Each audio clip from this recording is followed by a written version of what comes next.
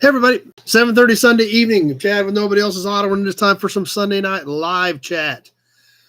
So, lots of things going on. Kevin L's here and ready to go. Lots of stuff going on in the car world with all the auctions the last couple weeks. Lots of things to talk about. The gathering coming up, which will be here before we know it. Working on that, working on memberships. 250th episode coming up. A lot of things happening. Lots of things to talk about. It's going to be a fun evening. And we're going to give away all those mystery boxes right up there above my head. John's here. Frank's here, ready to go. Throwing Sparks. Austin's on. Matt. Buick Man. Jim Petty. Glad you guys all made it back and are ready to go tonight. Looks like we are connecting on Facebook as well. As always, we are live on two formats, both Facebook and YouTube. As you see me glancing back and forth between the comments, the bulk of the viewers are on YouTube, but I do try to keep an eye out for our Facebook friends as well. Jeff from Ottawa's here. So we'll go ahead and get started tonight. Like I said, we got a full episode, lots of things to talk about, lots of things going on, and giving some cool stuff away, auction stuff, magazine, full plate tonight. As always, a little bit of housekeeping. Autocorrect, please double check your autocorrect before you hit send. I do try to catch most of the comments. I do miss a few occasionally, but if I can't make it out because autocorrect changed it to something I can't understand, then I will have to skip it. Pete's here. John, enjoyed the Bel Air video. Good. Glad you liked it.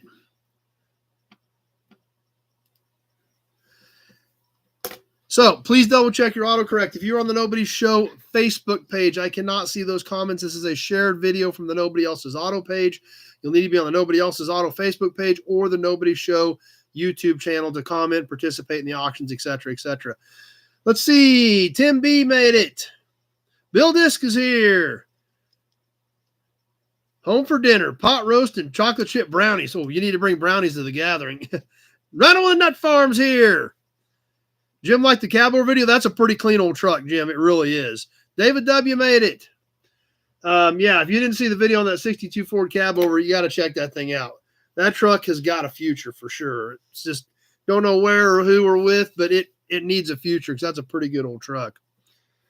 Trolls, we do occasionally get some trolls on here. We switch this to subscriber only, as well as we have Pete and Kevin helping us out on moderators. That's helped, but we do still occasionally get some on here. I ignore them. You guys do a great job making sure they know they're not welcome. Super chats are always super awesome if you enjoy what we're doing here. And we are dealing with ads. Unfortunately, there's nothing we can do about it. That is a YouTube thing. We can't control it. It's their system. So we just got to work around it. So Dad's here with us. Scott Lame made it. So anyway, we'll go ahead and get started with some chat about what happened this week. Obviously, the big thing, Bill Disk got his flight set up coming into Hayes on Thursday evening for the gathering. That's awesome, Bill. There's Dennis. Balin Wire made it. Nobody's listening to nobodies while working in the shop. Not a bad plan. Balin Wire, glad you're here, Tony. Great, Tim. Glad you got the cap. Should make a great wall hanger. Totally VW is back. Glad you're back again. So, awesome. I guess we'll catch the gathering here in a little bit. But glad to know that Bill Disk does have his flight set up for the gathering. There's Kevin Brown. So any of you guys that you are traveling in and flying in, looks like Bill Disk is coming into Hayes Thursday night. So we'll talk about that here in a little bit when we get more into the gathering. But obviously, the big things that have been going on in the collector car world, auctions, more auctions, and a few more auctions. Obviously, surprised to no one on here. Barrett Jackson was this week. And, of course, just right on the tail end of Meekum Kissimmee. So things have been, it's been crazy in the auction world. Tons of coverage, lots of live streams, lots of feeds, lots of things to watch, and a lot of stuff happening. So it was, pretty cool. Obviously, plenty of things to keep all of us car nuts busy with all the videos that have been on from the auctions the last few weeks.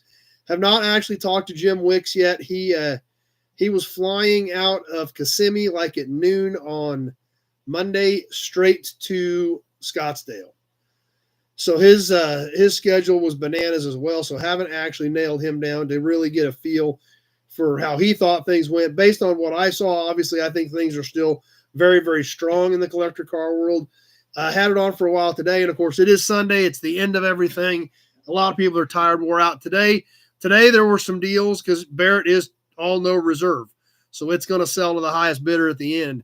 So there were some deals today at the end. Those are one, that's when you got to watch early, late, things like that. Trying to catch those deals. Briggs Garage made it. Yes, that should be the week before Lawrence, Balin Wire. That's one of the reasons we thought we could squeeze that in there is to keep it off of the Lawrence swap meet. So it should be, because that's the 26th.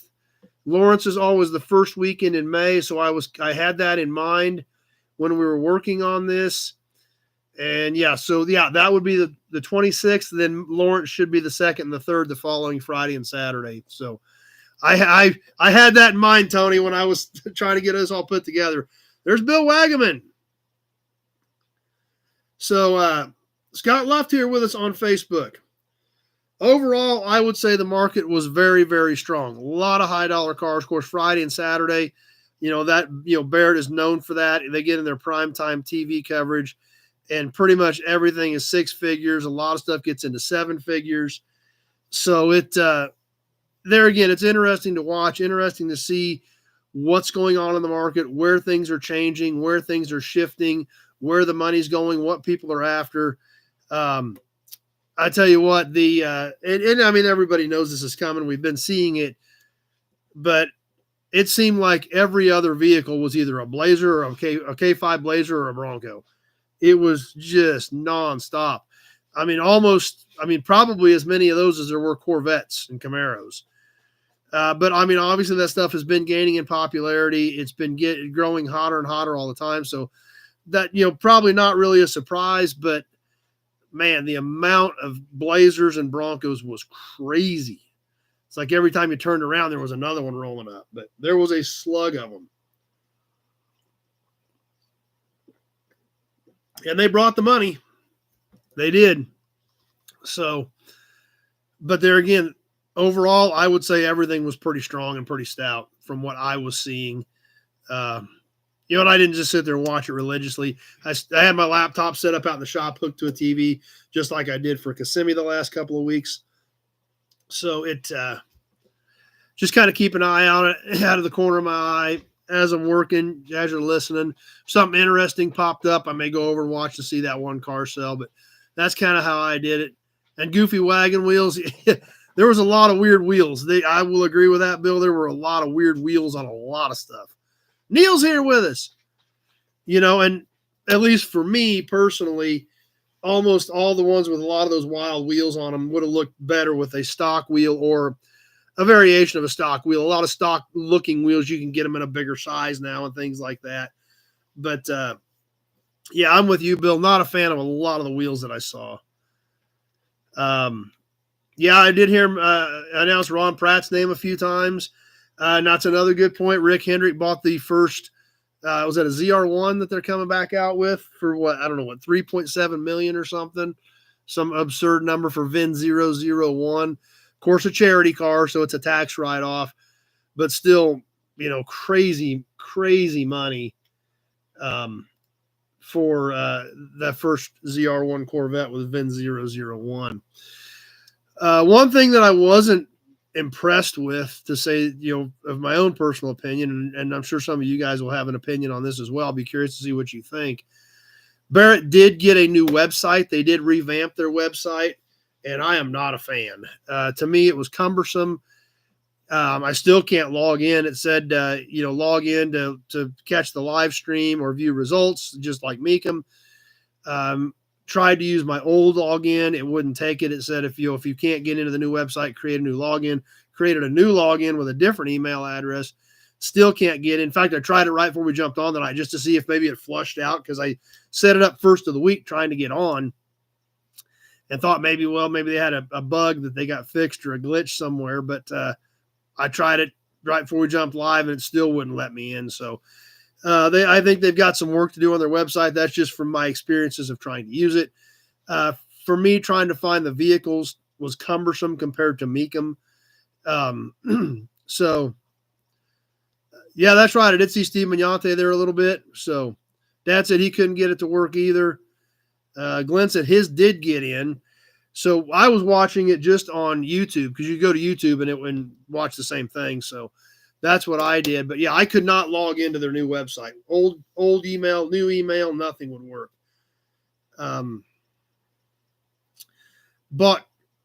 Hendrick bought 2 other Corvettes, almost $5.8 million. Wow. So Glenn likes Mecum site better too. I'm sure Barrett will get it fixed. Obviously, Barrett going through. That's right, Peter. There was some big tax write-offs. There's Leo. Leo made it back tonight.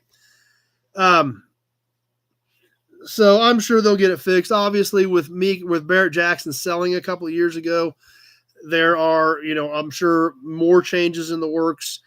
I'm sure they have IT guys and analysts that said that, this is a better site than what we had.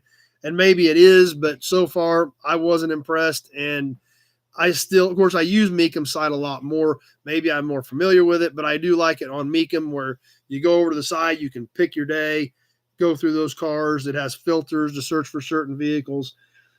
So personally, I still like that better than trying to navigate Barrett's new site that was that they had up this week. So, but like I said, overall, I would say the market was very strong. Can't wait to talk to Jim Wicks. Get some more boots on the ground info. I did have another guy there that I knew that was selling some cars. I did stay in touch with him throughout the week, texted with him quite a bit. So, yeah, I've seen that, Glenn. They do have those. I did use that on some stuff, but I don't know. To me, it just wasn't as clear as Mecum's site, but whatever, to each their own. That's just how I feel about it. But, I use Mecum's a lot more. So maybe if I was on Barrett's as much, then maybe I would know more about it. But as far as, with covering Mecum for old cars, writing the articles, I use it quite a bit when I'm doing stuff like that. So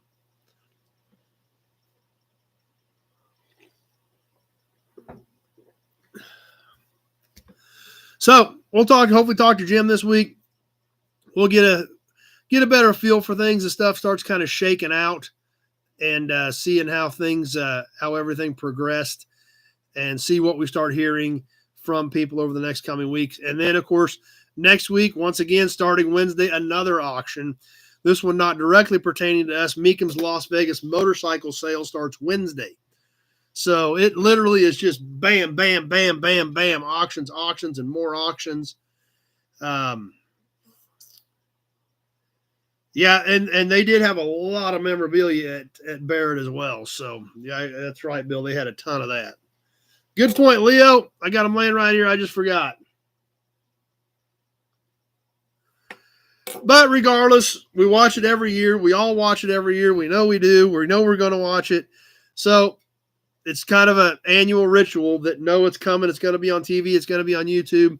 This time of the year, there's going to be a lot of stuff to watch. It just is. No way around it. No two ways around it at all. But when we're car guys, that's fun. At least there's something to watch. So need to put the Hudson badge up for Leo when you talk to Jim, asking about his laundry. Oh, yeah. Well, actually, when he goes to Scottsdale, I'm sure he does his laundry there because he's got a friend there that has a big house. He said he's a single guy, but he's got a big house, and there's like 6 or 8 guys that all stay there, and they all have their own rooms. So I'm sure that they can probably just do their laundry at that guy's house. Not sure about Kissimmee, but I'm sure at Scottsdale that's what he does. He said shoot, there'll be 20 or 30 out at this guy's place. He said some guys, they bring their RVs and their wives ride with them. He said there'll be 2, 3, 4, 5 RVs parked outside, 6, 8, 10 guys staying in the house. It's like a whole event week for these guys. They do it every year. They hang out. They have a good time. Didn't see that one, Glenn. Auburn badge. So I'm sure in Scottsdale he can do his laundry at that guy's place. So, but still not sure about Kissimmee, how he does it there.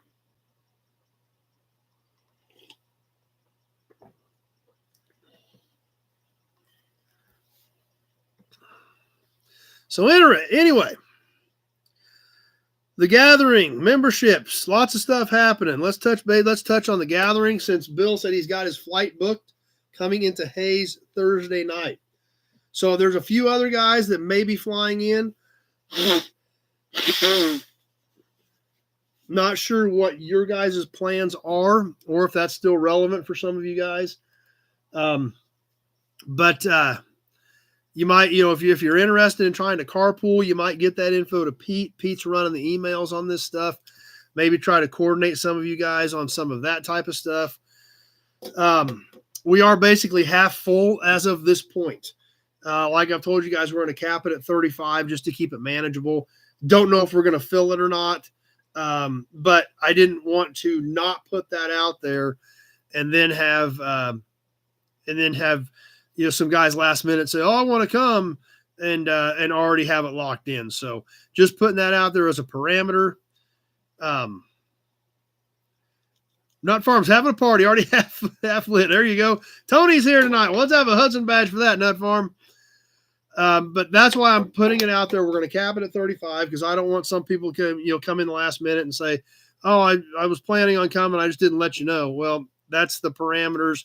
That's what we're working around. We may not even get there, but we are halfway there right now as far as paid entries ready for the gathering on April 26th. Once you're on the list and paid, obviously Pete does have that email going, keeping everything up to date on how things are going. Basically same format as last year, but we are going to make a few changes. So I want to let you guys know about some of the stuff that we're working on. Basically, going to be the same format. Anybody that comes in Friday afternoon, head to the brewery. Haven't talked to Charles yet, depending on what time he gets done with the coffee trailer that day, but somebody will probably be at the brewery by 3 or 4. Rico and Jess came out early last year to help me get the shop picked up. So I would imagine, depending on, what their schedules look like and how soon we get done at the yard is going to depend on when we can get to the brewery Friday afternoon or Friday evening. Obviously last year I was scrambling, just trying to get stuff done. Try to be a little better prepared this year, but I still know it's going to be that day when they're there and we're finally getting things picked up, cleaned up, and ready to go on finalizing the details of the gathering. Bring treats for the cats. I'm sure they would not be opposed, Neil. So that's kind of how things are looking at this point. Then obviously Saturday morning we will go to the yard just like we did last year. Hopefully it's not snowing this year. Last year on Friday it's 75 and sunny. Saturday it's 40 and snowing, and then Sunday it's 75 and sunny. So keeping our fingers crossed we have a nice day where you guys can enjoy the yard. I will have guys out in the yard. Pete, Rico, Dad, some of those guys will be out there in different areas of the yard so that if somebody has a question, those guys can get a hold of me. So I know if Pete's texting me, I will know what section of the yard he is in where I need to go. I also keep, those guys will have WD-40 in case a hood hinge or a door or something is stuck so we can lube it up without doing any damage. So that will all be the same. We will have lunch at the yard, and then we will come into town and look at my cars and Dad's cars as well. Sounds good, Glenn. Well, we're going to look at that here in just a second. So I'll see it here in a little bit. So that format's all going to stay the same. Now, there are some things that we're trying to work on. Last Thursday night, Flatlanders. Yeah, I know you guys are looking forward to your Wilbur's, right? Flatlanders Pizza. That's some good stuff, right, guys? You guys were here last year. Yeah, I did not hear one complaint about Flatlanders Pizza last year. And yeah, that's right. Bill will be here in time, so Bill's going to help us out on Friday as well. Awesome, Bill. Flatlanders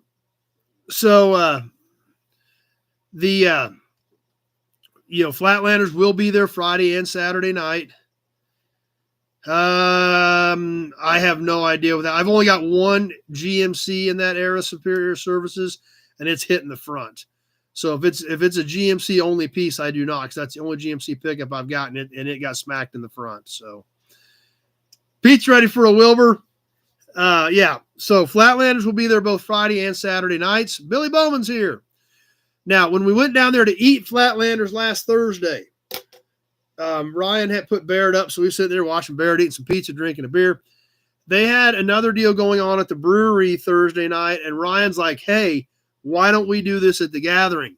I was like, I'm in. Let's try it. What they were doing last Thursday night was they had Nicolas Cage trivia. And the way they've got it set up, they actually have a projector that up on the wall, it projects. They got a big screen, and it projects the trivia questions up on the wall. And Ryan announces it. So he's like, hey, why don't we do automotive trivia that night at the brewery? And anybody can play. It's not going to be just for us. Anybody in the crowd can play. You can log in. There's an app, and you can log in on your phone, and it goes by, and it keeps score on how quick you get the answer in, if you're right and how quick you are, and that's how they determine the scores. 79 Ford long bed. I assume you're talking fleet side, Robert. I've got one fleet side bed that's pretty good, but it needs a right skin. Structurally, it's good, but the right skin is kind of iffy. So, I heard great comments already on the trivia. Now, to take it to the next level, now I can't guarantee this at this point, but we're going to work on it. Ryan thinks he can do it. Ryan's an IT guy, so I got faith in him. Kenny Peterson's here. So what? Eric's here. Just about missed Eric. So what Ryan thinks he can do, and he's going to check into this. He thinks he can get it set up to where you guys are going to get to play trivia as well. He's gonna look and see if there's a website or an app where the guys that aren't there might even be able to join into the trivia contest Saturday night at Dry Lake Brewing. So keep that in mind, guys. We're working on it. So we're seeing if we can shuffle all this out. I've got a few in that era, Leo, not many. But regardless, we're going to have trivia that night at Dry Lake Brewing for everybody that is here. And working on opening it up to some of you guys that, can't physically be here, will get to participate and join in the fun. There's Pappy. So I think that's going to be a great addition. There again, we're just trying to plug in little holes here, trying to add to the experience. But, we'll have some prizes for the winners. I'll find some stuff. And I think Ryan said he'd throw a few pieces of Dry Lake memorabilia in. So we're going to see how this is all going to work. The Nicolas Cage trivia they did the other night went really well. They had great crowd participation. I don't know what was going on with it. I was watching Barrett Jackson. But I think there's an app. You get it on your phone, and the question pops up on your phone. They were all multiple choice. Michael Gagola's here with us. So, it was just how quick you got the answer and whether you got it right, and they tallied the scores, and after every question, the scores would pop up on the screen. Looked like it's going to be a lot of fun. Mike from Texas is here. So we'll see how that's going to work. But cool little things like that, I think, is going to make the experience of the gathering all that much better. So if you think you're going to come or you want to reserve your spot, please get with me, get with Pete, get your $20 in, which is going to cover lunch on Friday, and reserve your spot. But adding some little things like that, I think, is going to make it a lot better experience and a lot more fun for everybody. So anyway, keep that in mind. Looking forward to that. Hopefully this is all going to come together. So like we talked about earlier, Bill has his flight lined up. Maybe anybody else that's thinking about flying in, maybe, if you can kind of rendezvous with Bill or, whatever you guys can make work, obviously we want to try to help out anybody we can to try to coordinate some of that stuff to get you guys that are coming in from long distances. Can I help you? You decided to make an appearance? You did? Come on. You want to come say hi? No, you want to shrug your shoulders and walk off. So, you like the video from Auburn Court Duesenberg, Eric? Awesome. We've got more coming up. We did 5 videos that day. First one went out this week. That was kind of a neat little car on the second generation Cord, designed and built by Doug's dad, Glenn Prey. Glad you enjoyed that. And we got more cool stuff from there coming up. So glad you liked that one, Eric. I've still got those trucks with the V6s in them, Tony. We'll just have to talk about what you want. I've got that one that just has the engine in. I've got that complete truck from Tractor Mike. I think those are the only two V6s that I've got right now, Tony. But yeah, give me a shout. We can go over some of that stuff too if you wanted to try to take something home with you. But and speaking of those videos as well, how'd you guys like the dragging the car out of the trees where it was parked 92 years ago? You're back? Well, come on. You want to come say hi? Come on. Come here. Okay, don't come say hi. So I hope you guys like that video, digging that thing out of the trees after 92 years. Technically, it would be 93 now, but I did it in December, so I'm calling it 92. So that I'm excited to see what you guys think of that video as well. And like I said, we'll have more Auburn Cord Duesenberg stuff coming up. Plus, I did bring some stuff home from Auburn Cord Duesenberg, and there was an auction this weekend with some Auburn and Cord stuff that I didn't go, but a friend of mine did go, and he picked up a few things for me. So excited about that stuff as well. Yeah, I know. I should have been wearing eye protection. Yeah.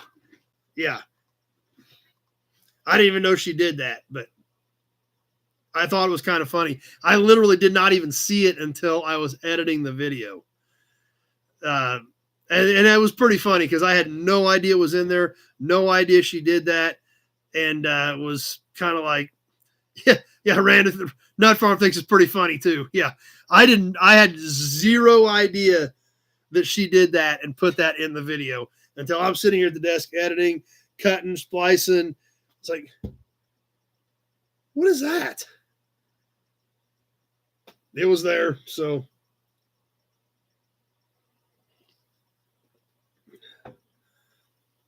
Yeah, we can figure something out on that, Tony.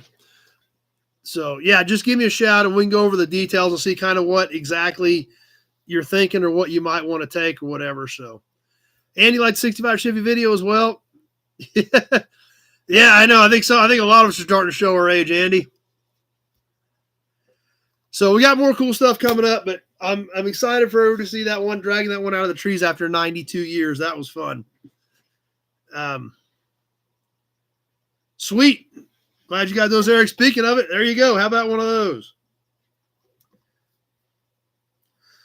So anyway, kind of got off course. Gathering coming up. Get on the list. Get your $20 in. Save your spot. We're half full, and we'll see who else is going to show up. Maybe this is it. Maybe it's just going to be this group of 17 we've got right now, but I bet we have a few more by the time it gets here. So the only thing I've got that was a fire truck mic was an old white, and there's no apparatus left on it. I've just got the chassis of the truck. Oh, Mike, yeah, the Kingswood video. Michael's digging that too. That video's done well. It's a great video. That is a cool video, Michael. Glad you liked it too.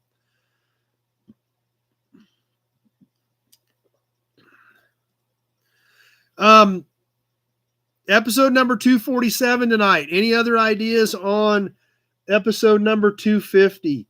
Joe suggested that we do a recap on the Chevy promos. Thought that would be a good idea. The promo models we've been doing, Dad and I went to an auction in September. There was some people that had owned the Chevy dealership in North Central Kansas. Every year, the promos that they liked, they took home and put them on the shelf in their house. They sold that collection. Andy, the Rusty Oakie's here. Yeah, Randall's wife hiding his wallet. They had 84 Chevy promos there that day. Henry's here, and Dad and I ended up with 49 of them. We've been through 17 of them after tonight. So by the time we get to the 250th episode, we will be not even quite to the halfway point in the Chevy promos we ended up with. So, but we are going to do a recap on those. Joe wanted to see those, run back through all the ones we've done so far. And, some of you guys may have missed some of them, so that'll fill in some blanks for some of you guys. Throwback to episode number 1. Okay.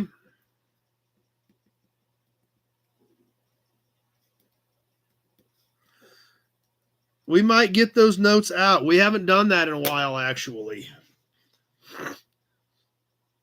56 250 fender badges. I do not. I think the only set I've got right now are F4s or 5s and 56s. Mike just loves all the videos. Appreciate that. That's great. I'll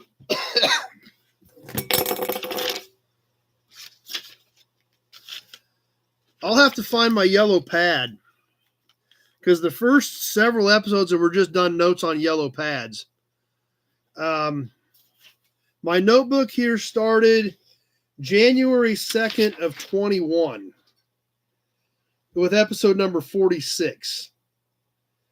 So I've actually got, I need to find those yellow pads. They're around here on those almost the first year was just done on yellow pads. And actually the first several were just on Facebook. So the first handful are not even on YouTube.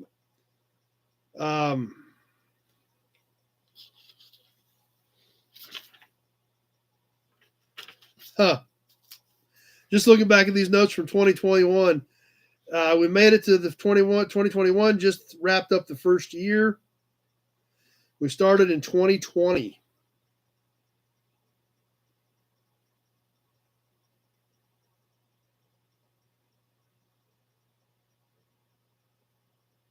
I'll have to see if I can find those notepads. That's a good idea, Bill, to do some throwback stuff.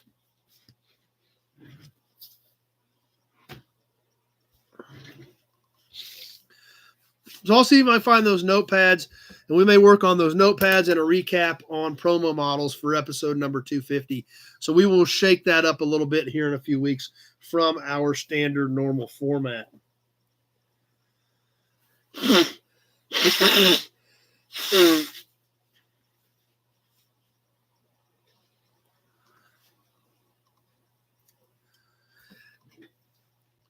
Yeah, and like I said, the first several episodes were just Facebook, but I need to find those. I need to find those notepads anyway, and they're around here. Which and cleaning my office is part of the target projects for winter, so I need to get on that anyway. So we'll see if we can find some of those old notes and do a recap on the yellow. Yeah, Bill Wagon remembers me flipping through yellow pads. Yep, that's the way I did it for the first whole year was just on a yellow pad. Then after the first year, it's kind of like, hey, you guys keep coming back. So I guess I kind of figured I better get a little more organized about it. How about a Hudson badge? And that's when I started with the worksheets. In fact, we'll just peel this one out. January 2nd of 21.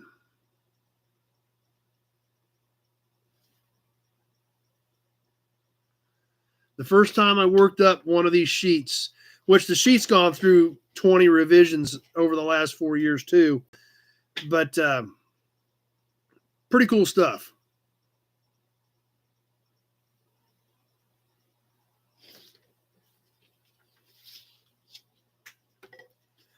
So everything from episode number 46 is all in here.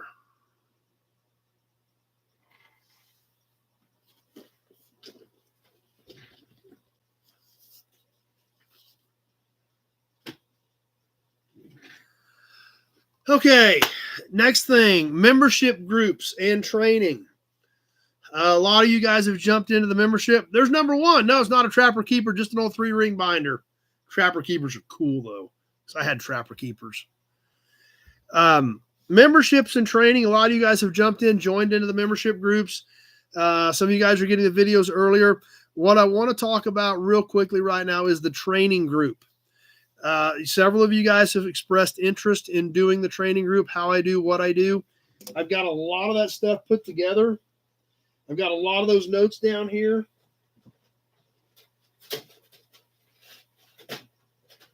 If I can get this file out of here.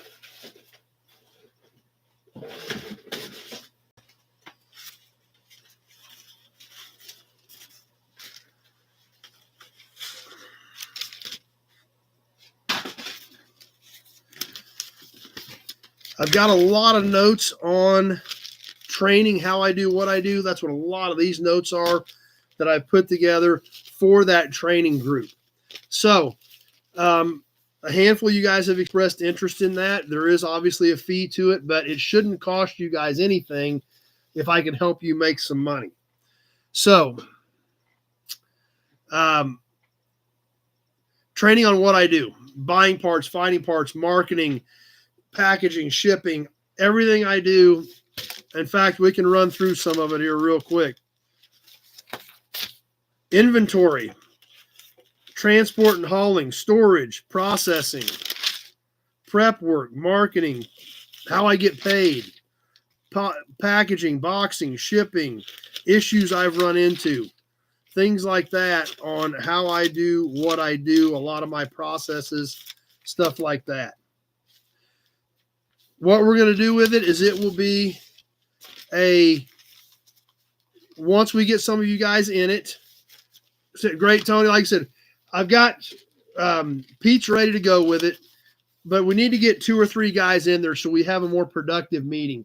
We will do an hour live probably every other week, maybe every week, depending on how many people we get in and what we need to do. In that hour live, and once we get 2 or 3 guys in there, we will pick a time that works for everybody. You guys will be able to ask me questions about anything. I found this. Do you think it's worth buying? How would I do this? How should I handle this? And there again, I don't have all the answers, but I do it every day, so I can probably help some of you guys with some of this stuff. So once we get 2 or 3 guys in there, we will pick that time. Now, once we start working through these topics, once you're in that membership group, you will always have access to the videos. If we're talking about shipping, or if we're talking about eBay, or if we're talking about Craigslist, if you're putting something on eBay and you say, man, we talked about that. As long as you're in that membership group, you can go back to the video about eBay where I talked about how I do it and go back and watch that video. So that's all going to be part of how I do what I do. So anybody that's interested in that, get with me, or you can just join the membership group if you want, and then we'll start getting the details. Once we get 2, 3, 4 guys in there, we will get a time picked and start scheduling those live videos where we will start talking about that stuff. Marriage advice, can't help you, Pete. Stock market advice, you probably don't want my stocks unless you want to buy into my Mexican gold mine. Yeah, I bought into a Mexican gold mine because it was funny. I haven't lost all my money on the Mexican gold mine, just most of it. So the stock market advice you probably don't want. Although, for the $112 I invested in the Mexican gold mine, which I think might be worth $12 right now, I've gotten $225 worth of laughs out of telling people I bought into a Mexican gold mine. So, Dirty's here. Deal with some of that, Bill. We'll talk about some of that too. So, yeah, my beachfront in Kansas, I'd probably find you some. That's right, Bill. I spent money on worse things. Like I said, the amount of laughs I got, and people say, hey, yeah, you get talking to your buddies about what you're doing in the markets. It's like, yeah, I found a Mexican gold mine. And you want to know why I bought into the Mexican gold mine? Because I read a press release. I looked them up. I found them on a penny stock list. I looked them up, read their press releases, checked out the website. You know why I bought in this Mexican gold mine? Because they have a probable proven claim of gold. They've probably proven they've got some there. I was like, I don't know who wrote that, but it's actually pretty ingenious. We have a probable proven vein of gold in this mine that we're pretty sure we've probably proven we found. It's like, yeah, okay, I'll throw $100 out of it because it's for just for the comic relief factor of it. So, El Gold Mine, I don't know what it was called. I don't know. I have to look at my list. I go back I switched over to Schwab, I think. I was in TD Ameritrade and switched over to Schwab. So, but I think last time it was worth like $12 out of the $112 I spent on it. But shovels were expensive. That's right, Kenny. So I don't know. It was funny to say I bought into a Mexican gold mine. It was like, you bought into a what? Of course, I got like 500 shares for like $100. It's like, if they find a 50-pound nugget, it's probably going to be worth something. So I threw like $112 at it. But back to Pete's initial question, you probably don't want my stock market advice. Just saying.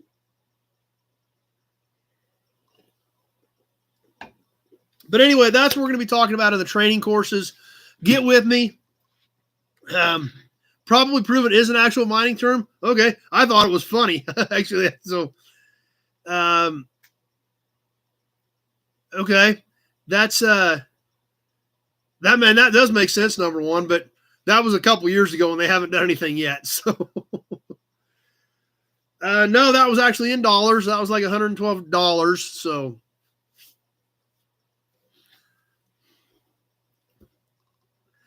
but anyway, I can give you advice on how I do what I do. Not saying everything I do is right, but after doing this for a lot of years, I've seen a lot of different things, and I can definitely help you with some of the knowledge that I hope I've learned over the years with some of you guys who are wanting to do some of this, either on the side or whether you eventually want to turn into a full business. So if you want to get in that group, jump in. You can go ahead and join the membership group. Give me a call. We will get a time set up. No, my portfolio is not mostly in heavy metals, but that one is, that $100 is. So, I do actually own some Stellantis. I haven't looked at that since they got rid of Tavares and started making a bunch of changes over the last month. So I had to look at that and see what Stellantis has been doing. But anyway, so if you're interested in that, get with me, get signed up, and let's get that show on the road if you guys still want to do it. I set that up, and it's not cheap. I'm not going to tell you it is cheap. It's $49.99 a month. Of course, YouTube takes a cut out of that, but I'm going to commit, I'm going to commit 2, 3, 4 hours a week to this, and it shouldn't cost you guys anything. I'm hoping it helps make you guys some money. So I don't think I want to sell the Blue Firebird, so I chased that car too long. So get with me, get signed up. Let's get that training program up and going, and excited to see which one of you guys get in and what we can all learn by working together. We learn so much on these lives anyway. We're going to learn a lot by working together on some of that too. And which means you guys will get even more out of it as opposed to just my knowledge. Some of you other guys have good ideas as well. So that will help everybody that's in that group. And like I said, once you're in, as long as you stay in that group, you will always have access to those videos. If you want to go back and look at the eBay video, the Craigslist video, a shipping video, that information will always be there. So anyway, the No Buddies page, we talked about that a little bit ago. We got Andy on with us tonight. I don't think, I haven't seen Zach jump on yet. The No Buddies on Facebook, if you're not part of that group, be sure to jump in there, hang out, check out what's going on.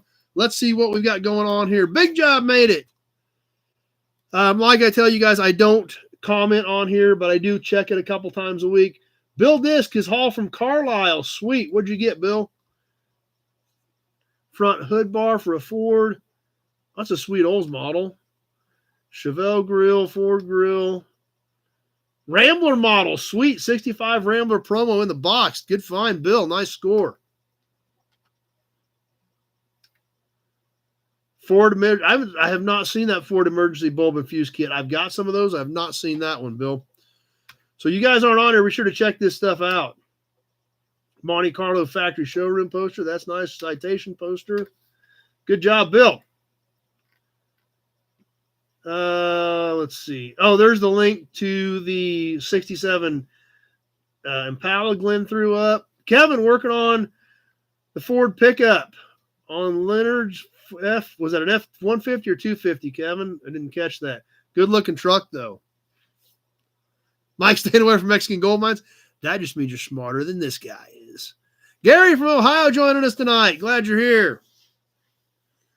Found a good amount of stuff for sure. Got that box for $15. That's a nice piece for $15. Austin posted plates from the mystery pack. That was fun. Good stuff. Who's coming to Starbird in Tulsa? Anybody going to the Starbird show in Tulsa? Those are sweet ashtrays that Matt found. Uranium glass Kelly tire ashtrays. That's cool. So anyhow, if you're not on the No Buddies Facebook page, jump in there, join the questions. Andy or Zach will get you in after you answer the questions. and check out what you guys have going on. That's a great page. I appreciate you guys doing that. I appreciate you guys' participation in it. It keeps growing. It keeps getting a little bigger all the time. So appreciate that, guys. It's a lot of fun keeping up with what you guys have going on instead of just watching what I got going on.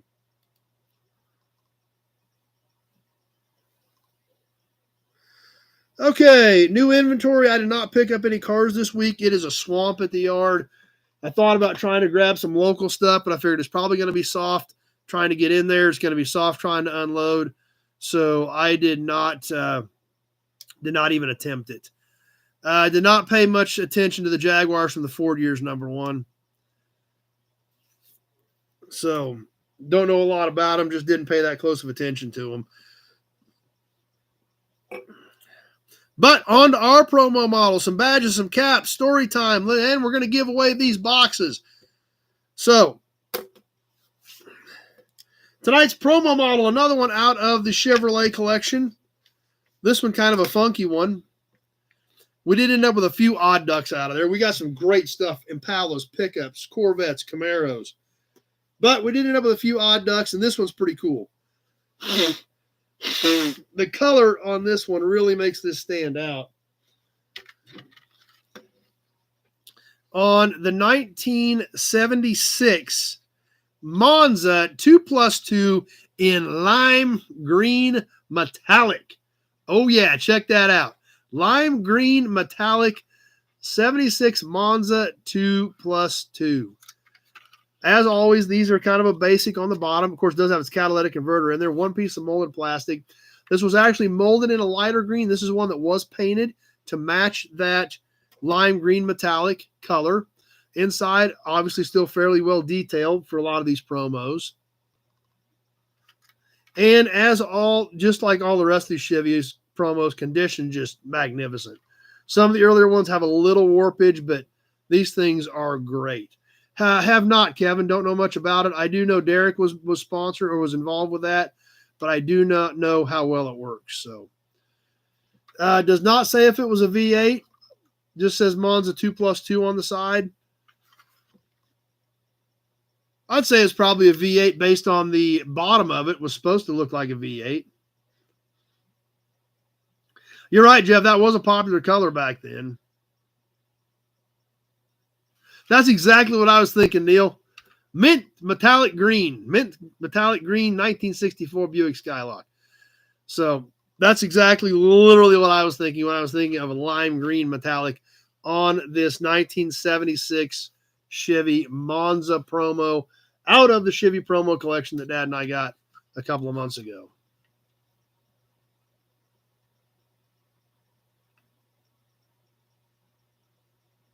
Definitely something a little bit different. I think I got 4 Monzas, maybe. I think I got maybe 4 Monzas. So we looked at a couple of them already. This one stood out because of the color, though.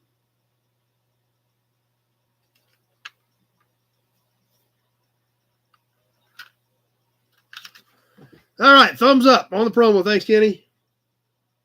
So we'll get that in the line for the recap of promos coming up here in a couple of weeks for the 250th episode.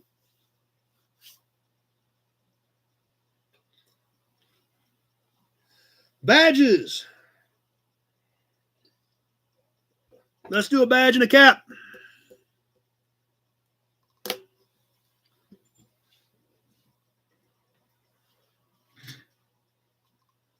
Yeah, those were pretty cool cars, number one. They were a good looking car. There's no doubt about it. I just don't know much about them and never have really followed them. But starting off with tonight's badge for our Ford fans, this is actually a pretty good looking badge. I've always thought they got this one right. Going back to 1960 to our pickup line, this was the badge that went right smack dab in the center of the front of the hood on a 1960 Ford truck. This is a decent sized piece, but like I said, that was a big hood too. Just under 6.5 from peak to peak on the crown. There goes the hearts. Andy's getting excited.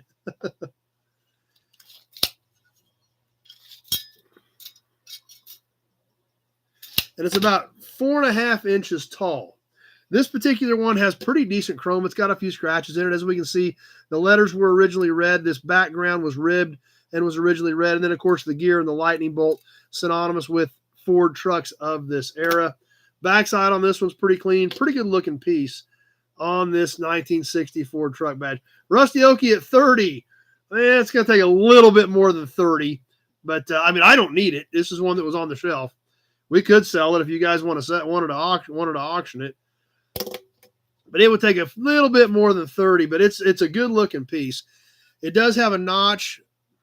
Big Job said he got one a while back on an auction. It is kind of curved here where it cleared around the hood, but it was a statement piece right up there in the middle of the front of that hood. It had a kind of a flat edge on the front of that 60 hood. This sat right across the front of it, right out in the middle. The lightning bolt means 6-cylinder. The V8 had the V8 symbol. I think everything in this era had the gear and the lightning bolt. The earlier 50s did have a different symbol for a 6-cylinder.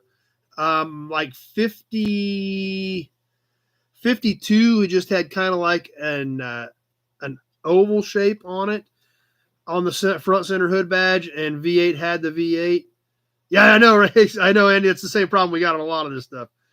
But I think on these, they were the same, whether it was 6 or 8. But you're right, on the earlier 50 stuff, number one, they did have some of that stuff. So good looking piece on the 1960 Ford truck front hood badge. Big Job's got a new one. That'd be a sweet piece. Kind of fills up your whole hand. How about a cap? We're going to back up a little further on our cap. Going back to the 30s again. I believe we had a cap from the 30s last week as well. This one from our friends at Hudson with their Terraplane. I believe this is a 36.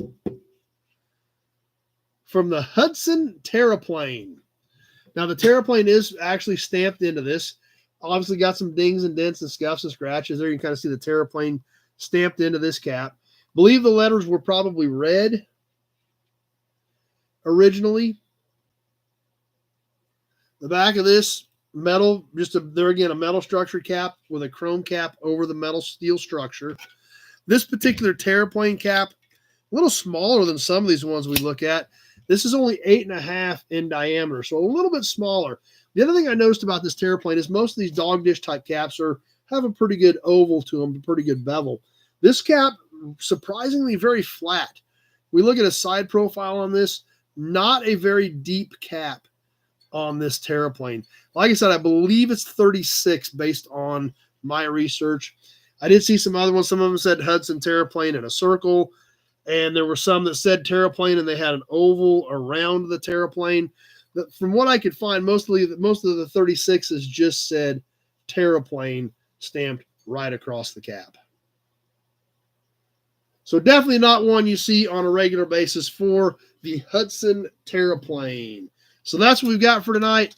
The 36 Terraplane cap, the 60 Ford truck hood badge for badges and caps.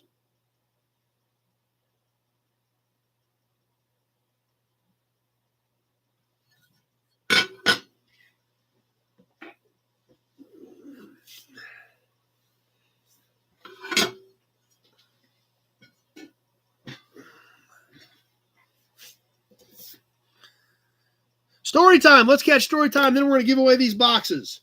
Story time. We've been having a lot of fun with story time. I've gotten amazing response from you guys on doing story time.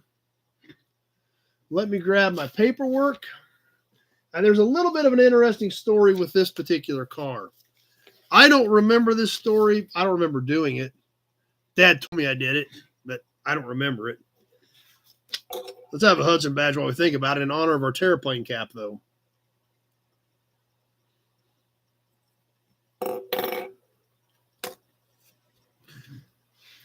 Going back to the old photo album, cars that Dad did, we're back in the 1976, 1977 era. This particular car was purchased July 12th of 1976 for a whopping $45. The safety inspection and sales tax brought the total purchase price to $51.85. Yep, that's what it is. That's it. Dad remembered it. Exactly where I was going with that. So, for a grand total of $51.85, this is what Dad took home to work on. A 1955 Bel Air 4-door.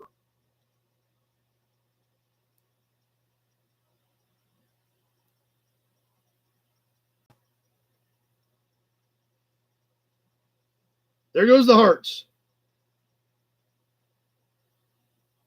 So let's see what Dad did to this. Now remember, this is a 20-year-old car.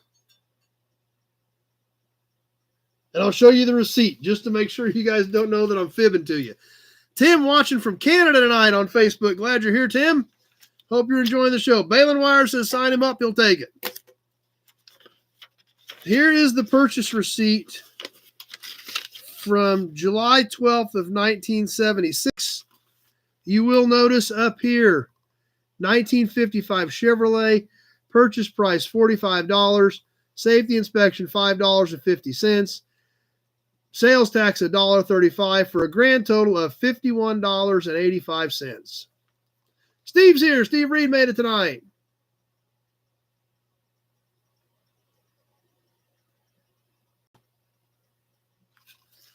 Now, obviously, it didn't look quite this good at that point.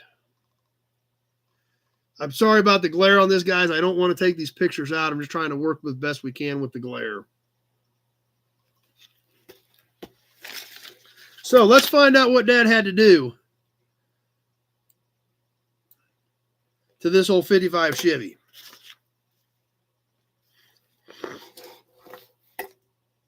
Glenn will take 2 dozen.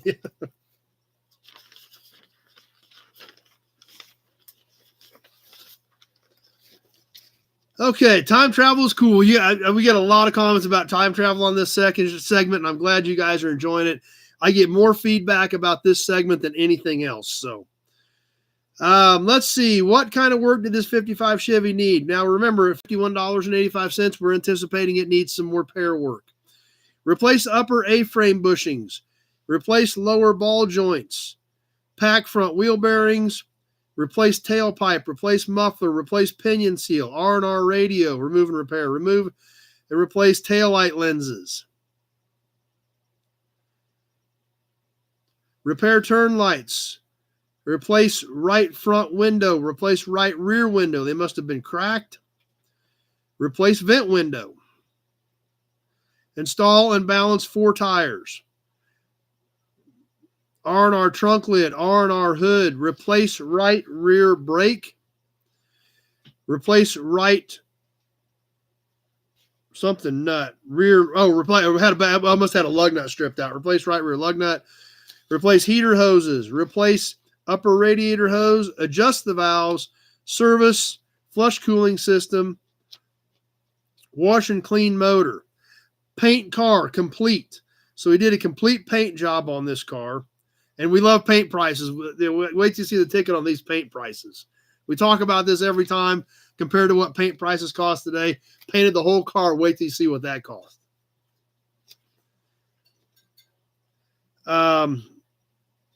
White walls and hubcaps. Clean the carpet and interior. Advertising. And he overhauled the starter.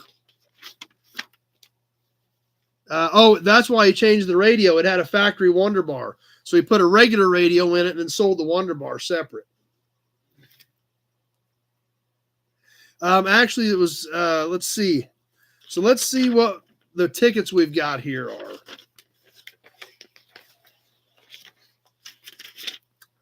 There's the ticket from the insurance company from when they put insurance on it. I don't know if it's got a, no, that's not for them. That's not there. Don't show anything on there. Okay, parts.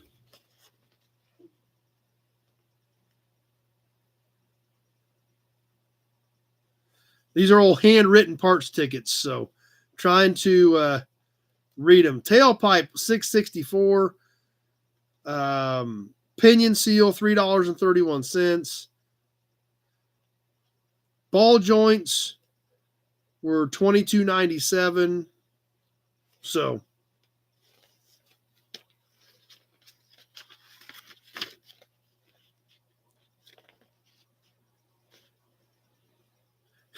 here's an receipt from Gibson's. Anybody remember Gibson's discount centers? Check that out.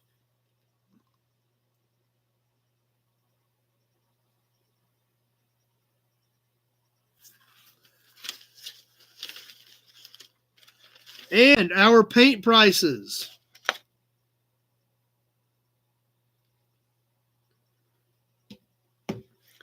So he painted the whole car. It was two-tone. It was white and yellow. I don't know if you guys can see that in the pictures. So we do have two paints. See if you can see kind of through the glare of the plastic. I'll see if I can get a better angle on it. It was a yellow bottom with a white roof and white upper quarters. I don't know if you can kind of see it in this picture here or not. I know it's difficult, but once I take these things out, this stuff is so old and dry, none of these pictures ever go back in right. So he painted the whole car. So he has 2 gallons of paint.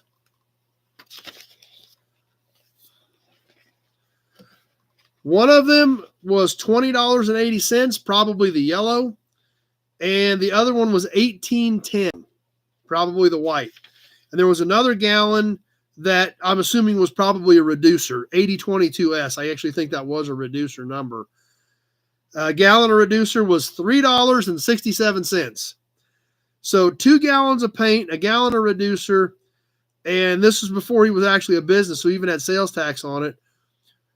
$43.85 for 2 gallons of paint and a gallon of reducer. You can't buy a pint of paint for $43.85 anymore, much less 2 gallons and the reducer for it.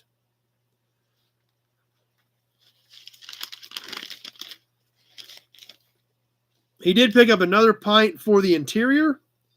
1 pint of DuPont 55 Chevy interior paint. Probably, I don't know if he had to paint the dash or something. It was kind of a green. Yeah, almost the price of the car. True. Yeah, that's true. Yeah, you can't buy the tape for that anymore. 1 pint of interior paint was $2.80. 8 cents in sales tax, $2.88 for a pint. You know, and you can't buy a pint now for what you could buy 2 gallons for back then.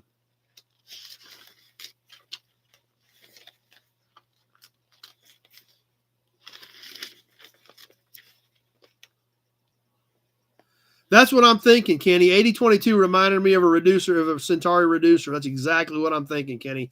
That's why when I saw that reducer is what popped into my head. So, the carpets, he put a set of carpet in at $37.14 with tax. $33.44 for the carpet, $2.70 for freight, $1 in tax, $37.14 for a set of carpet. You're right, it did need a facelift. I remember this car was 20 years old.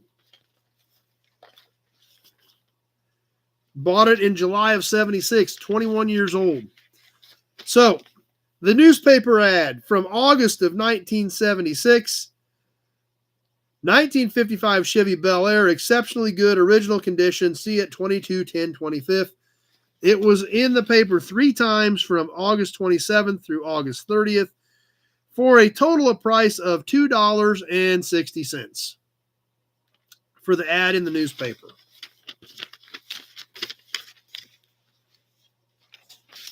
I'll even put this one in the Hutch paper.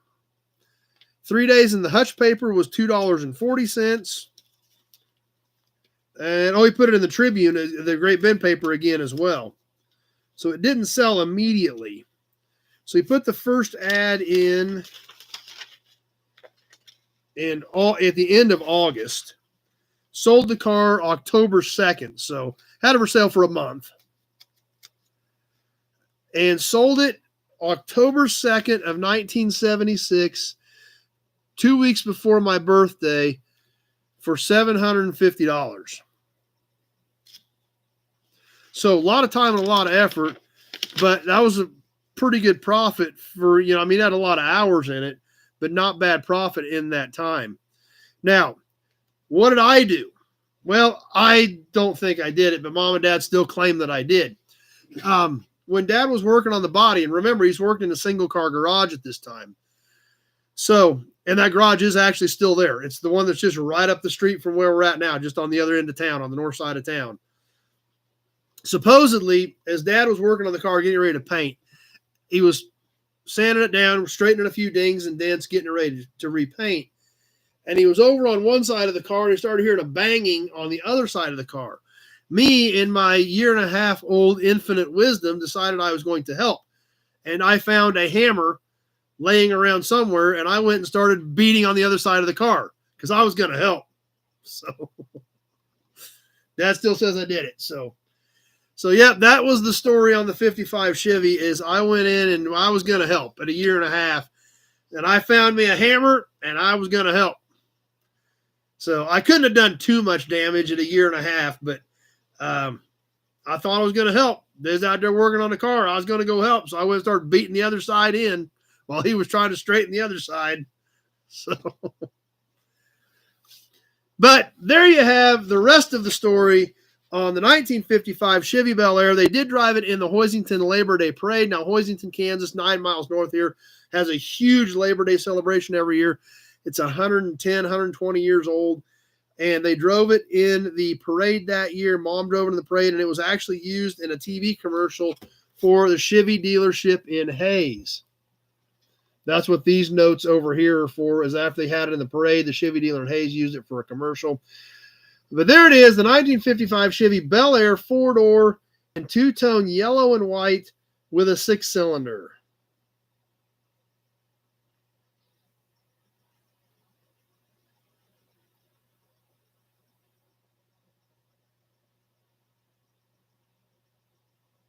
Brian Dispatch, officially in remission.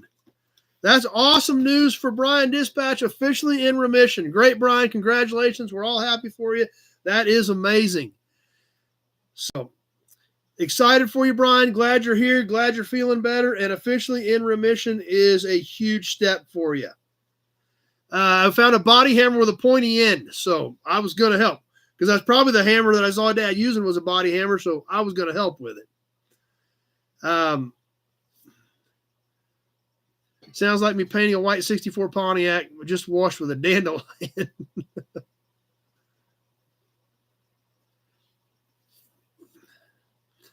So, yeah, that was pretty good profit in those days for sure. Oh, no more chemo either. That's great, Brian. Awesome. So that's amazing. We're all happy for you. We're excited. That's going to make things a lot better. Definitely excited for you, Brian, on that. Remission, no more chemo. That's amazing, amazing news.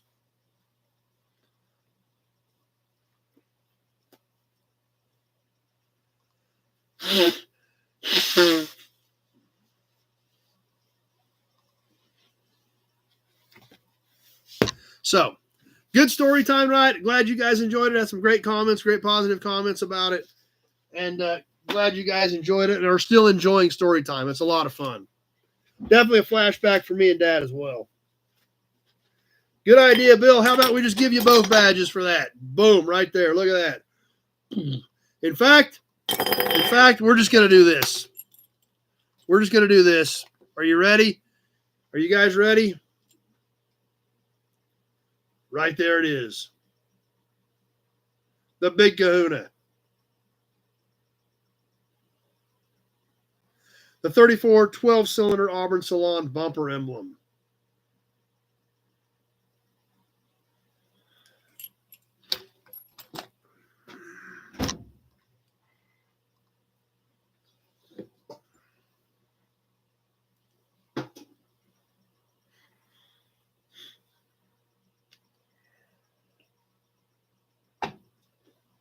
All right, great news from Brian. Great story time. Things are moving. We're having a good night tonight, guys. I appreciate you guys being here and making this what it is. Let's give some stuff away. Then let's dig into some auction stuff. So,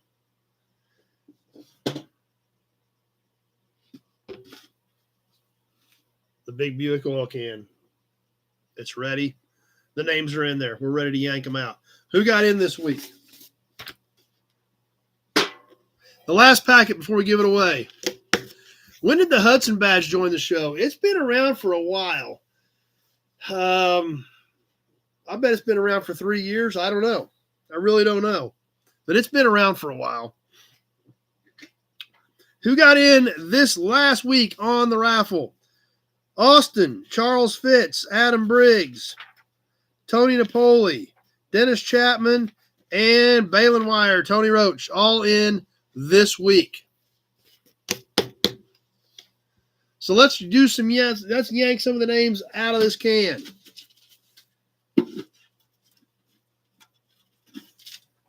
Batch of you guys in there, ready to go? Drum roll.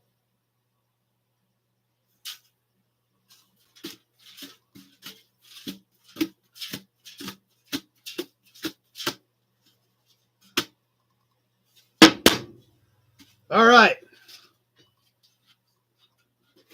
Let's yank a name out of the big Buick oil can for the first batch. The first name for tonight for the raffle.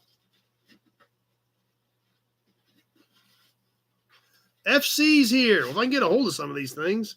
There we go. There we got one.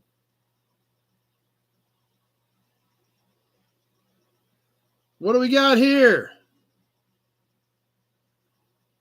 Whitty's been gone since February 24th of 23, so that's 2 years. Holy cow, we lost him 2 years ago, and it was here then. So, yep. Thanks for that big job. Let's see what name we got here. Tony. Tony Napoli.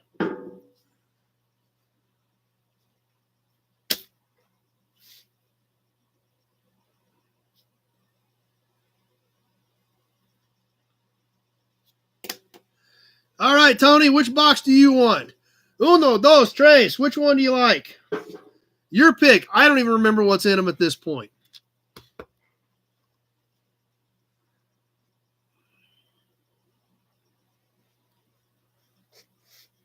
Number 1. All right. That was easy enough. Number 1. All right, let's yank out another name. Tony's out. Let's see who else we can get.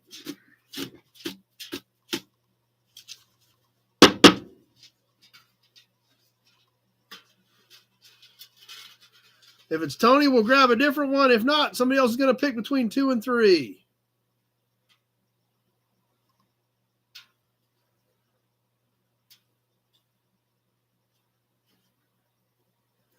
Alec Blanchett. I've not seen Alec on tonight. You here with us tonight, Alec? He's usually on Facebook. Let's give it a minute here and see if Alec is here with us and just hadn't piped in yet.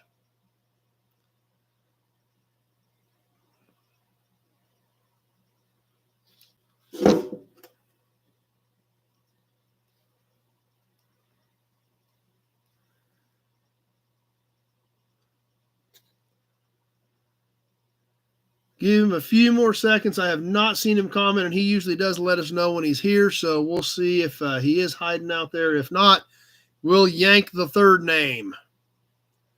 Bill Pritchard here.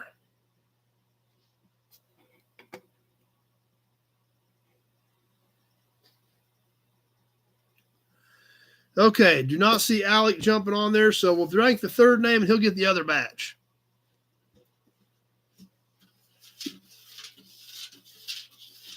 Here we go. Tony's out. Alec is out. Because they've already got one. Here we go. One more time for the last box.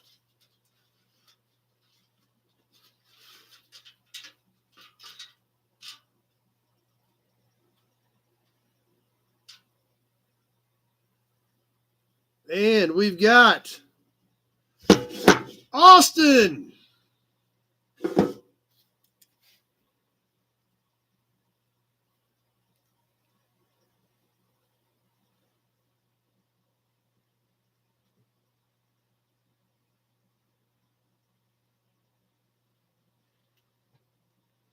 Austin wants number 3, so they'll go right in order.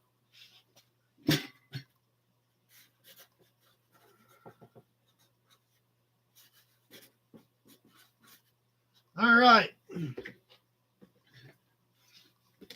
So those are all spoken for. Now, something else we need to discuss while we're here, and I want your guys' feedback and your honest opinions on what you guys think we should do. The raffles. The entries have gone down dramatically to the point where some months we're not even covering what this stuff costs. So, do you guys want to continue with the raffles? Do you want to do something different? Do you want to try it a few more months and see what happens? You guys tell me. I'm curious as to what your guys' input is because, you know, for the last couple years, we've been really consistent. It covered everything we were doing. It was covering the shipping, but these last few months, it's not doing it. So, and like I said, I'm not trying to get rich on the thing, but I at least want it to cover itself as I'm out looking for stuff, buying stuff, and finding cool stuff for the raffles. Tim likes it. Curious as to what kind of the general consensus is. And that's the thing. I don't need to get rich on it, but I don't want to pay you guys to, spend 20, 30, 40, 50 bucks to do it every month either, to do the raffle. So that's kind of what I'm curious. Ron Wilson, if you're out there, please answer the question so Rusty O can get you in. Awesome. Be sure to check that out and hit the questions. But curious as to your guys' feedback. Dennis likes it. So a lot of you guys like it. We just got to figure out a way to make it float itself or find something different. Austin likes them. So a lot of you guys like it. So do we want to keep doing it or give it a shot for? Yeah, and I understand that, Big Job. Frank wants to keep it. And not everybody gets in every month, and I fully understand that. I mean, I don't expect everybody to. And I know sometimes you guys get busy. I fully understand that. I mean, everybody has a life. It's just if it continues down this path, then then obviously it's going to start to be an issue, especially by the time you spend. If it doesn't quite cover what I pay for the stuff, and then you spend 10, 12 bucks a box to ship it, it doesn't work out very good. So tip boards type drawings. I'm not sure what that is, Eric. Go back to one prize. Okay. And that's actually something I was thinking about, Pete, is going back to, like, we've got basically 3 equal prizes.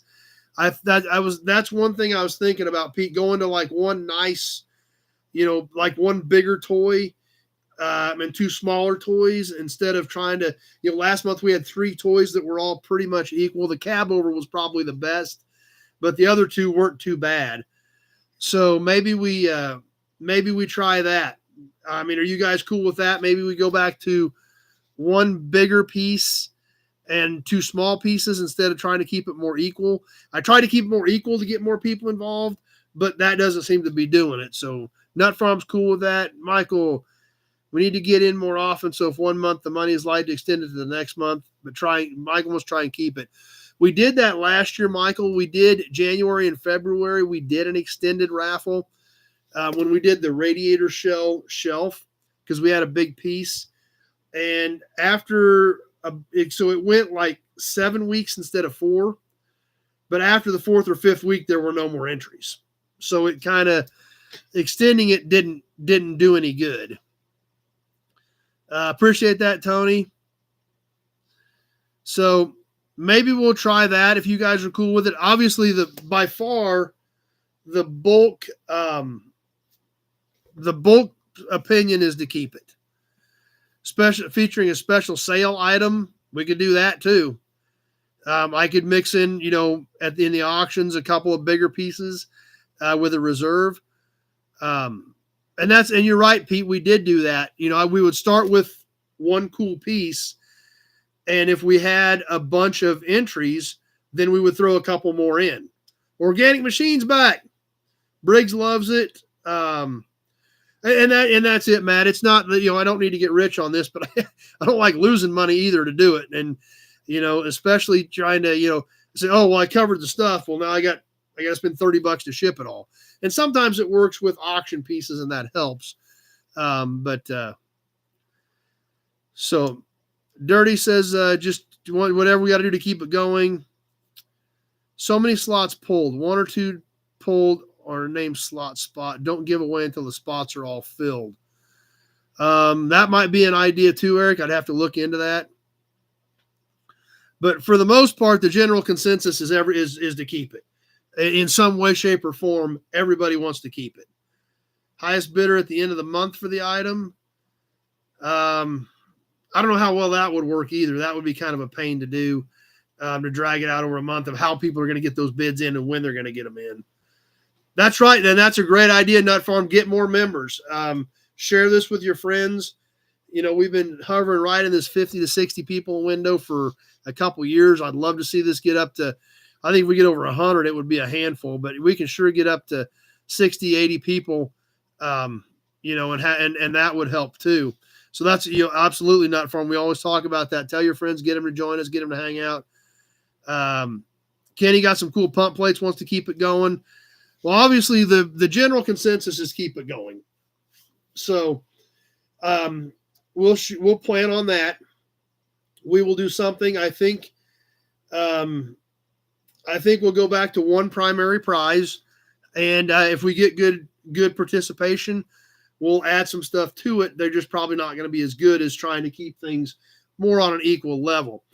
Like if we have a really cool mobile piece to start with, then maybe if we get good entries, maybe we'll throw some mobile cans in with it or something. So if you guys are cool with that, maybe we'll head that direction and start with a primary prize, and I will find something for next week, and we'll give that a shot and see if at least we make sure we're covering what it costs, especially because it's been nothing but positives about keeping it going. So anyway, but you know what that means?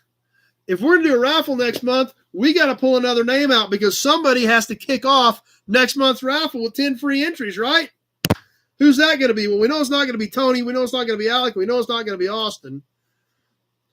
Dealer lot badges. I've thought about that too, Leo. I just don't always have. Actually, I got a text from Shayla that said the Chiefs win, and then Briggs hit, Glenn hit. So Austin hit. So apparently the game just ended because all that hit within like 18 seconds. Let's find out who's going to kick off the new raffle. Since all you guys love it, I didn't expect that kind of overwhelming response, honestly. So with that kind of overwhelming response, we need to do something. Let's have a Hudson badge in honor of the raffle. Let's see who's going to start off next month's raffle, whatever it is, and get things going.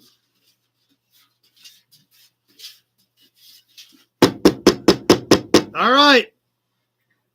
Let's see what we got here. Shayla said that she can't hear anything because of all the fireworks. Glenn's got bombs going off in his neighborhood.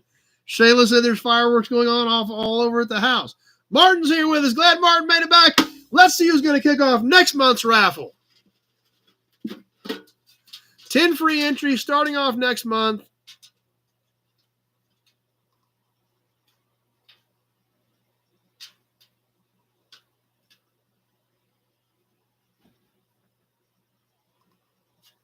Will be Briggs. How about that, Briggs?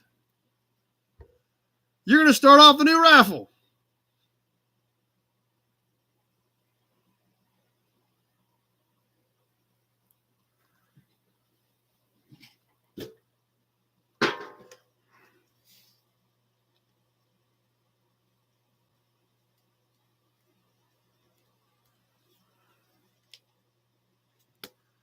All right. Let's keep moving. Fun night tonight. We don't know yet, Austin, because I didn't get anything ready until we decided. So I don't know yet. I really wanted to have this conversation with you guys to see what kind of support there was for the raffles overall before I went and got something ready. I've got a lot of stuff set back for raffles, but you just got to go through some stuff and see what we've got. The we've done some pump plates. The problem with pump plates is pump plates a year and a half, 2 years ago, there were 100, 100 and a quarter, are now 250 to 300 with what Porcelain's doing. So those are tough anymore. But we've still got some stuff that we're definitely going to find. Copies of Dad's auto history would be cool. Glad you like it that much, Leo. That's pretty cool. So don't know yet, Austin, but we'll have something lined up for next week. No, I need to talk to Balin Wire about that, Austin. I set him back to the side. So I don't know if Tony's still on or not, but we need to get with you because Austin wants to buy some of that stuff. So I've got him set back, and maybe you and Tony can figure that out at the gathering. You're both down for coming to the gathering, but I do have them set out, Austin. So we'll need to get with Balin Wire on that and see what you guys can figure out.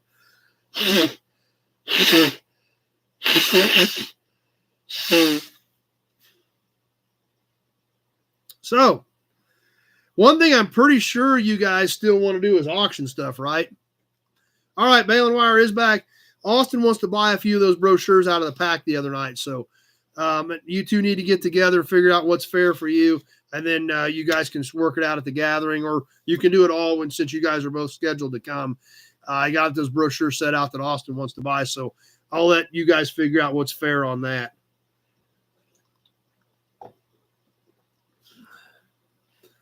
So it's all for sale. So, yeah, that's what I figured. So that's weird, Kenny. I don't know why it keeps booting you out.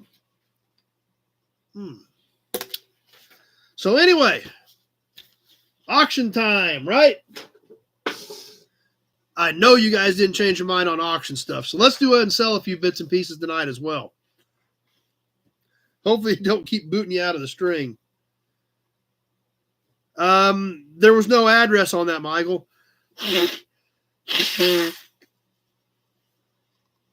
That laid here for several weeks, and I didn't have an address on it, and I had announced a couple of times over a couple of weeks that I've got stuff here hanging with no addresses. So it's still here if you want that stuff. You had a couple of plates, actually, Michael. One was paid for, one wasn't.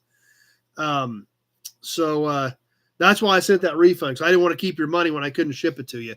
So if you still want those plates, get with me, and we can sure get it handled because they're still here.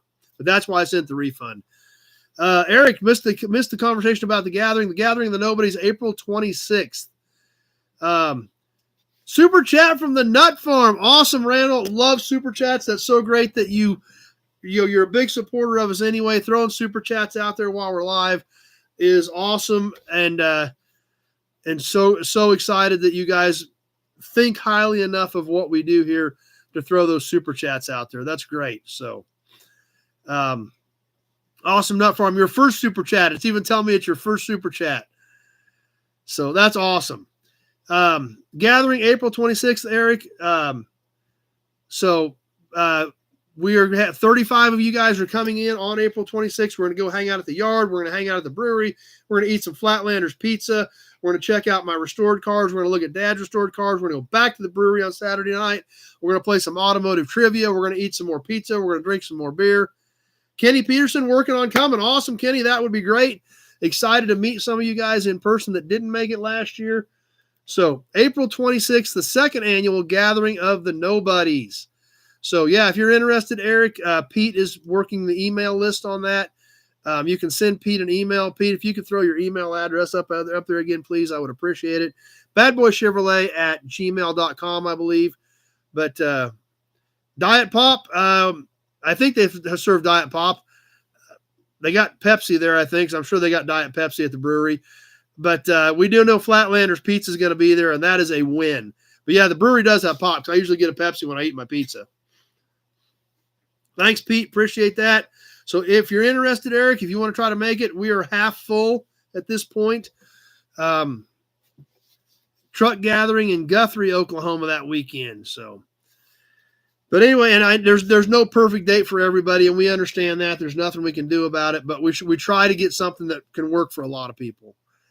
So, gathering of the Nobodies, April 26th at here in Great Bend, Kansas, at the yard. So, Anyway, thanks, Nut Farm. Appreciate that. I got this big yellow box right in front of me from the Nut Farm. It's awesome. That's actually kind of a fun. It's got this little emoji like this. It's pretty funny. It's hilarious, actually. It's a little emoji dude, and he's sitting there like this with the super chat. Actually, I'm going to take a picture of it. I don't know if you guys can see it or not. Do you guys see the emoji on your end? Or is it just showing hopefully you guys can see the emoji because it's hilarious. You guys see it perfect. That's awesome. Anyway, let's sell some stuff, right? Right. All right. Auctions. Let's have an Hudson badge. Let's get some auction stuff rounded up and get ready to go. Let's see. That's possible, Brian. Glad you're feeling better for sure.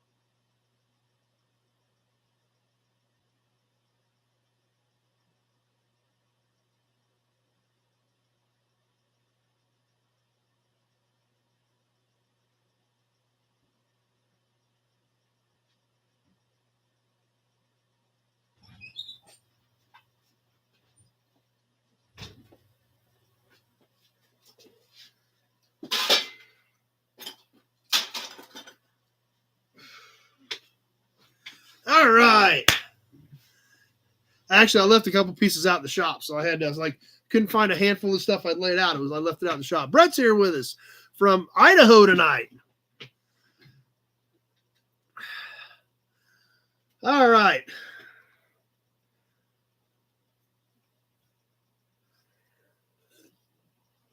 What do we think here? Let's dig some stuff out. Let's have some fun. I did find some cool stuff. Been working in the shop, so. Nope, Gary. All you need to do is bid. You can do check, money order, Western Union, PayPal, friends and family after we get done. See something you're interested in, you want to throw a bid in out there, go ahead and bid on it. If you're still not sure what to do, my phone number is in the description part of this video. Give me a call tomorrow morning, tomorrow afternoon. We'll figure it out. Not a problem. No big deal. So if you see something you like, Gary, go ahead and join in the fun, and we'll figure it out. Tonight, pretty much, there's one cap that'll probably have $10 shipping. Everything else is going to be shipped in the 48 states. Shipping will be included in the continental U.S. Anything outside of the U.S., you will have to pay shipping on. You will also have to get me paid in U.S. funds. There again, this kind of supports itself, kind of feeds itself. So if we spend a small fortune shipping a box to Europe, it kind of torpedoes it for everything, for everybody. As always, we will hold up a piece. We'll talk about that piece. We'll talk about that car. We may talk about that car's place in history. We'll point out any damage on the piece. We'll give you some dimensions on the piece so you know what size it is, what we're talking about. As we're doing all that, if you're interested, go ahead and throw a bid out there so I know that we have interest in that piece. After we get done with the description, I will announce the high bidder that I see on my screens, and I will start the timer on my phone. We will go 90 seconds. I will announce when 30 seconds has passed. I will announce when 60 seconds has passed. And when my phone goes to 90 seconds, I will announce the winner based on what I see on my screens, whether that is on the YouTube screen, the Facebook screen, whatever I see. At 90 seconds will be announced as the high bidder. Brett headed to Seattle with a load of pipe. So, any other questions, throw them out there. Like I said, if you just want to bid, play along, and not sure how to get everything handled, just call me tomorrow. We'll walk you through it, whether you need to send a check, whether you want to do PayPal, friends and family. I don't do any cards, so whatever those other ones work for you works great for me.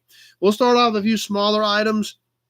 I will announce all the bids as I see them. Everybody has a delay. I don't have any 57 plates tonight, Kenny, and I don't have very many of them. I may have one or two more new ones, but 57 plates, for some reason, I just have not come up with much. Far and few between for some reason. I don't know. Gary likes plates. We've got some actually plates.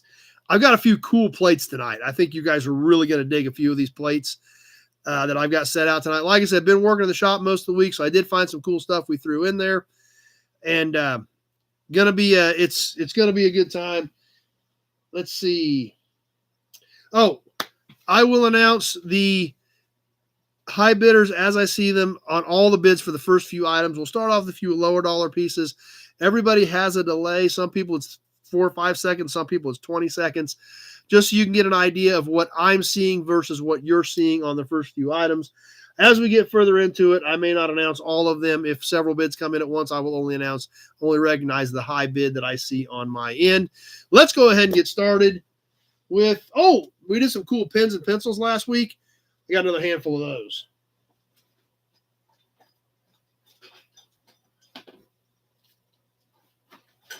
Let's see what we got here.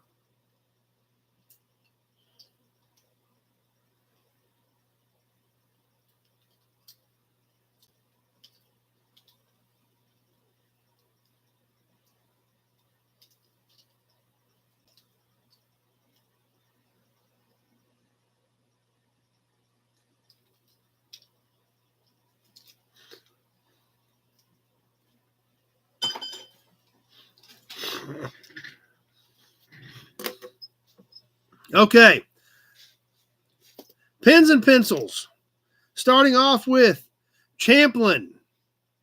Champlin Hy-Vee motor oil.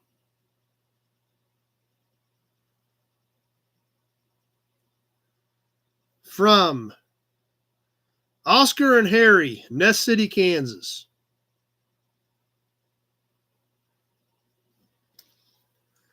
Standard. Worth and Harper.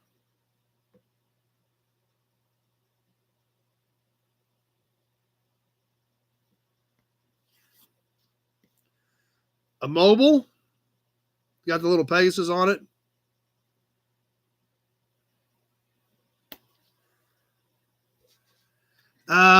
Yeah, these all came out of one batch. I've got another box to sort through, but these all came out of that auction a week and a half ago. Skelly. From Beamer and Wildfield. And the last one, this thing is super killer. Slim, trim, and spacious, the 1961 Chevrolet.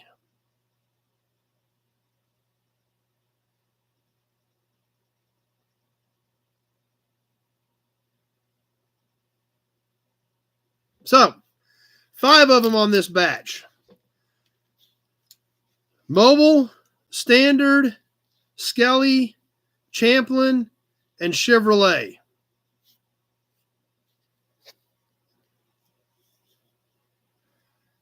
All right, who's going to start us off on this batch of pens? Surprised Austin ain't in here yet, especially with a Chevy pen in here. Let's see. There he is, Austin at 10. I knew he couldn't handle him, couldn't hold back. Okay, there we can kind of see him. Alan at 5. I got Austin at 10. Let's go ahead and get this thing started. And here we go. We're live on the timer. Austin at 10. Balin Wire at 10. Nothing that says Zephyr on it, Joe. Brett at 12.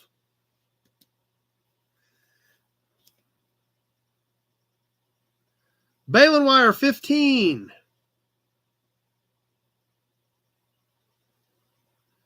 Nobody's key fobs.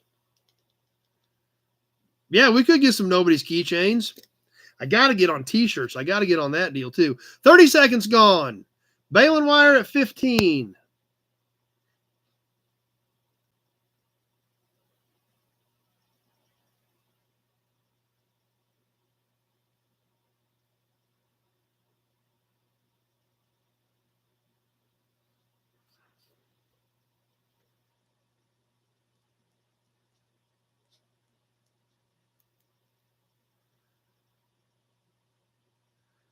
1 minute gone, 30 seconds left. Balin wire at 15, 30 seconds left.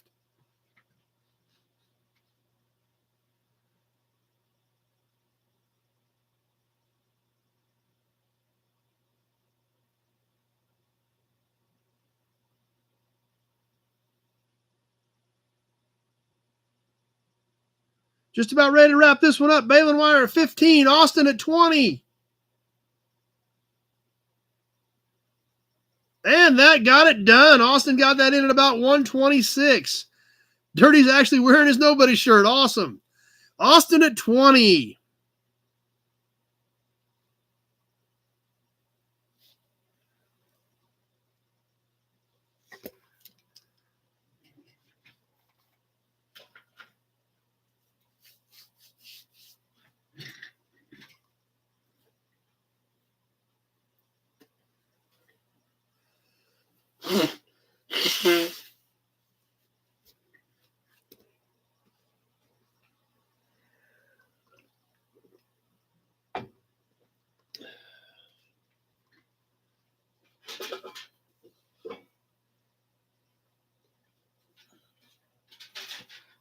Let's do a set of plates. I got some really good plates. We're into a set to start with. These are all the same number, but 3 different years.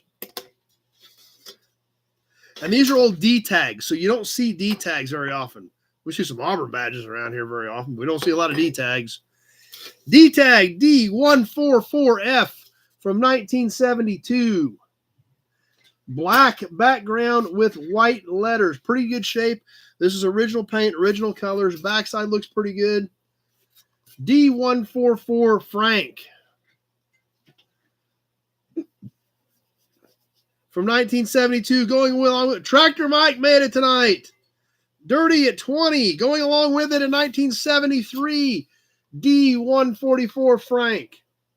In Packer green and gold, green background, yellow letters.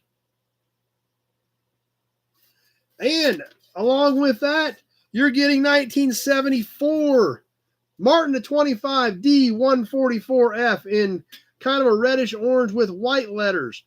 72, 73, 74, all the same number, a whole set. Tractor Mike at 30. You're getting the whole batch. See if I can hold these things. There they are, D14 Frank. 144 Frank, 72, 73, and 74, all for one bid, one shot deal. Rusty Okie at 40, and we are on the timer and live. Rusty Okie at 40.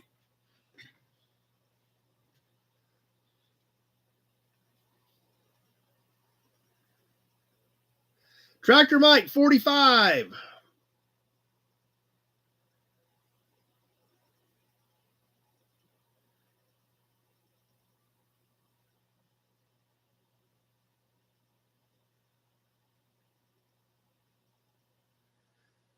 $30 seconds is gone.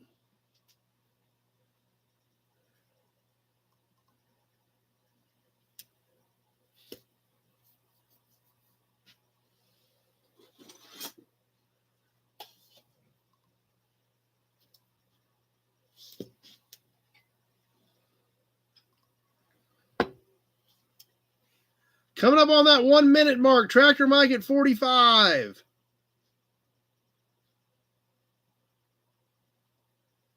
One minute gone. 30 seconds left. Crickets. Wake Camp not paying for Tractor Mike stuff tonight. Tractor Mike at 45 as we're ticking away on this one, getting closer to the end.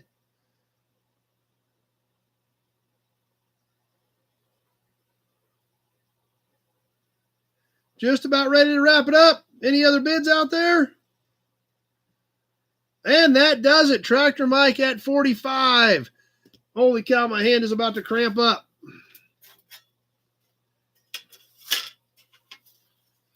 Whew.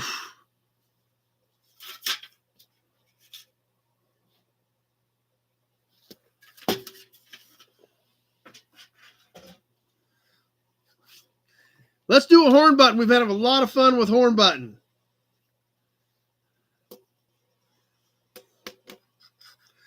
This one off an old Chevy, 67, 68 era Chevrolet Bel Air. The plastic looks like a mirror. I can see myself in the plastic. It's that clear, that shiny. This has kind of a flat brushed finish around it. Plastic center, says the Bel Air on it. It had a rubber ring on the back, which is cracked. But just a nice looking piece. The horn button stuff we've had a lot of fun with. A lot of you guys like these things. They're kind of a neat piece that a lot of people don't think about. This Bel Air one is 3.5 in diameter. Balun wire 30 on the Bel Air badge, or Imp's horn button technically. Good looking piece. I just love the way the plastic polished out on this. The Bel Air is actually cast into it. We can see it on the backside. And let's get this thing on the timer. Balun wire at 30.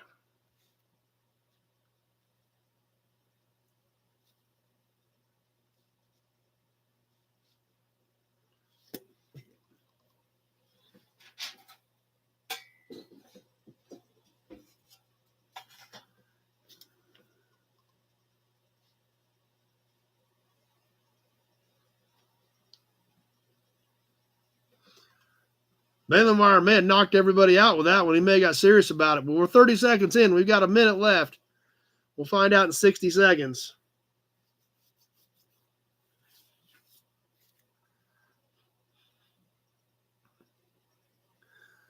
Sometimes some of these guys take a shot right out of the gate and they mean business and nobody messes with them.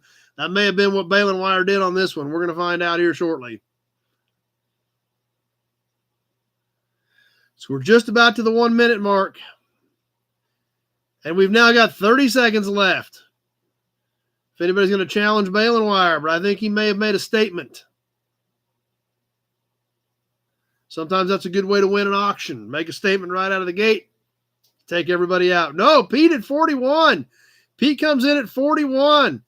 We still got a little bit of time left, but we're getting close to the end. Pete at 41.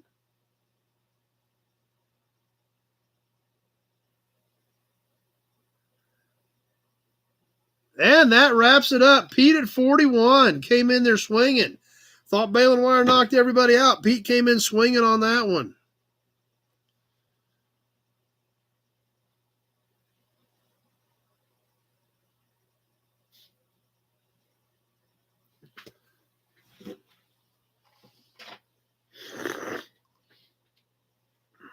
How about a cool cap for our Ford fans?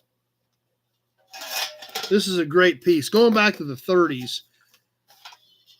I believe this was a wire wheel cap. This is an original. At least I believe it's an original. It looks like it. Does have some dings and dents in it, but it's a great looking piece. For our fans of the Ford V8, check this guy out. This is a smaller cap. This, I believe, would have been on a wire wheel. Stainless front on a steel back. Rusty Okie at 20. The V8 is obviously stamped in it. It's got some dings and dents in it. It's not perfect. Still has a decent shine. There was some, obviously it had some blue paint here on the edge, and then this outside perimeter ring would have been blue. But a good looking piece. It is, where'd my tape measure go?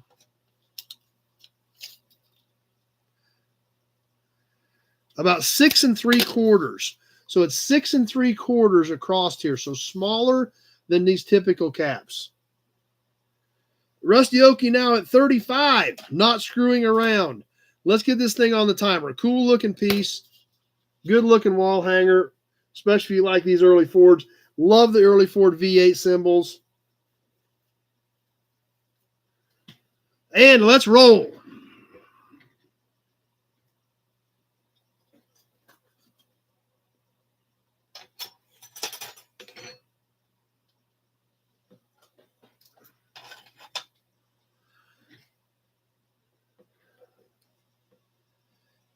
$30 seconds gone. 60 seconds left to go.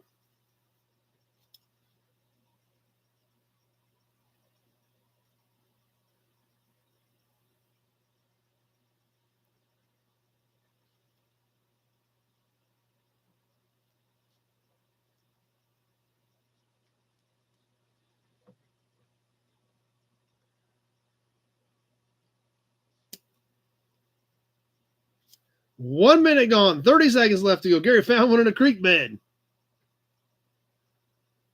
Michael got the same Bel Air horn button from us a while back, said he looks at it every day. We're glad you're enjoying it. That's what's cool. That's what's fun about this stuff. We're coming up towards the end. Rusty Okie at 35. We'll see if there's anybody else out there hiding in the bushes or if he just took care of it himself and kept them out.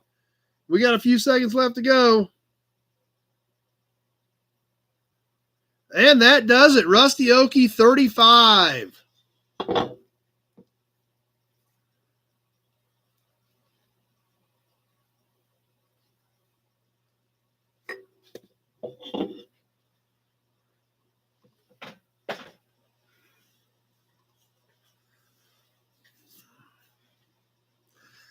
All right, who's ready for another cool plate? We're going to back this one up. We're getting into some of the condition is mediocre, but some of the really, really hard to find early stuff. And we got some cool out-of-state stuff, some great out-of-state plates tonight as well that I think you guys are going to enjoy. We're not going to back it up quite 100 years, but we're getting pretty close.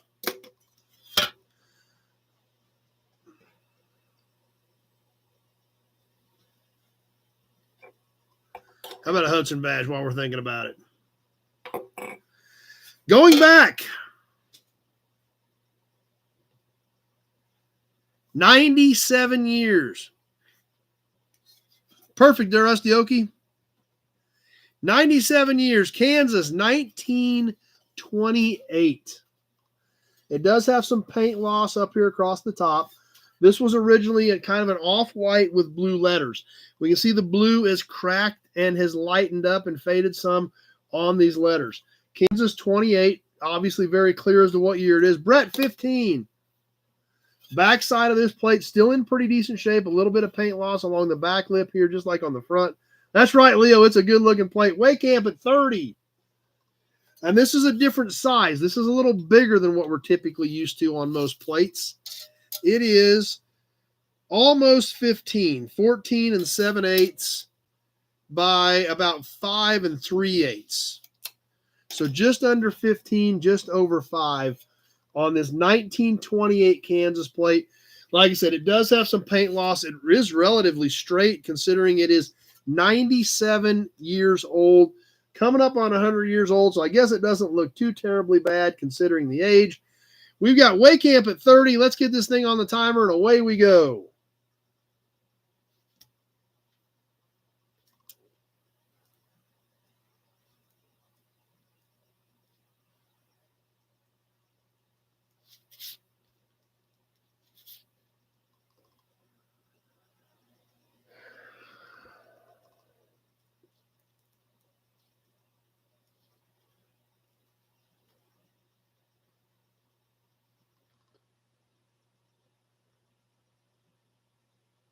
"30 seconds gone. Waycamp at 30.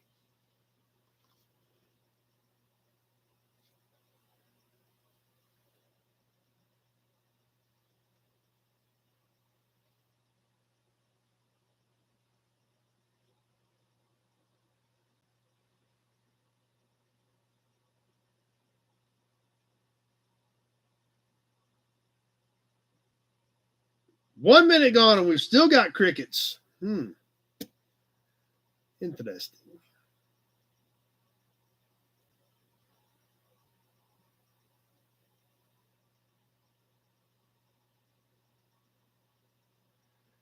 There could be a sniper alert. It's a pretty cool piece. But we're getting down to the wire. We're coming down to the last few seconds. Waycamp at 30.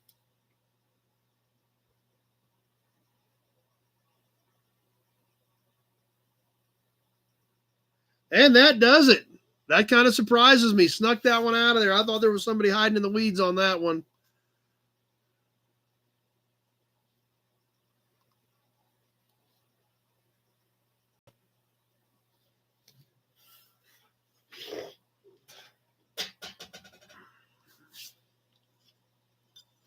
How about a grease cap? This one's a really nice and straight grease cap, which we don't see very often. Not an extremely rare one, but condition is really good on this one. So kind of excited about this one. From our friends at Buick. Now, the thing about grease caps, obviously, they take the heat.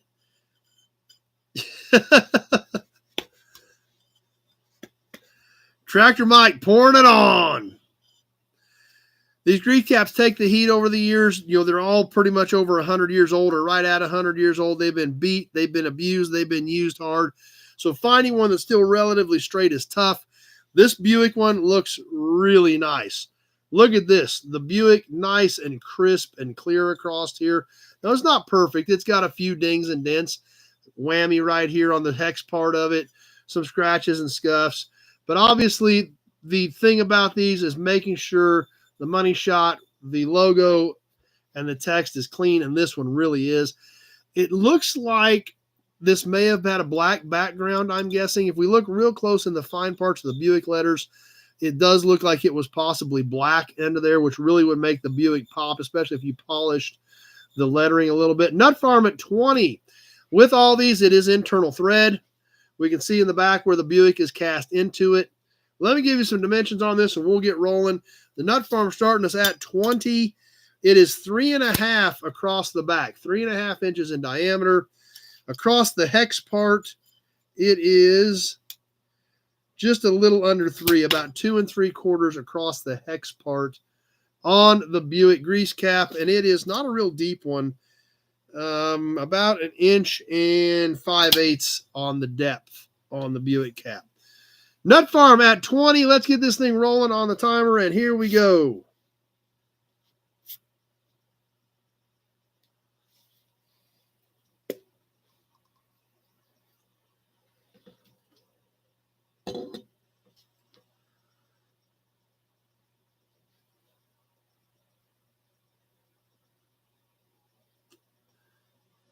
Year probably early to mid-20s is what I'm guessing.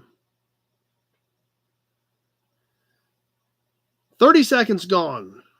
Possibly late 20s, but somewhere right at 100 years old.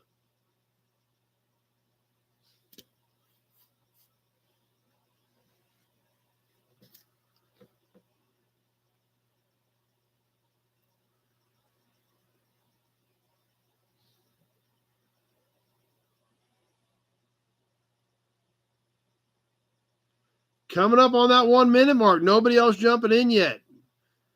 And there it is. 1 minute gone. 30 seconds left. Nut Farm at 20.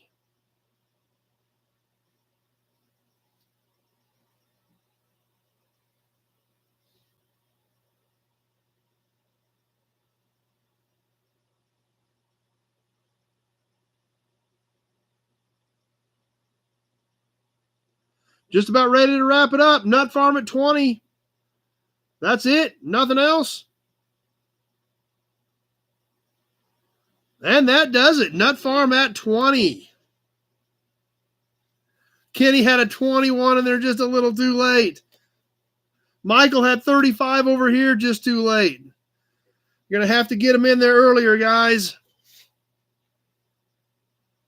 Alan had a 25. So I don't know if the delay is hung up, but there were 3 bids, but they were all 5 to 10 seconds too late on that. So Nut Farms barely snuck that out of there.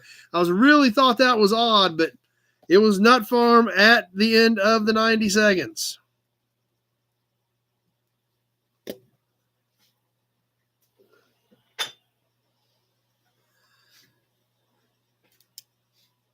All right, how about something else for our Chevy fans? A Chevy badge bundle. 3 emblems in this bundle out of my buddy's yard. Starting off with a basic small Chevrolet script with bow tie. This is plastic, and it is 5 1/4 inches long. So just a nice little Chevrolet you can kind of stick about anywhere. Along with that, this is 68, 69, 70 era Nova front hood badge. I don't think I got Ford emblems tonight.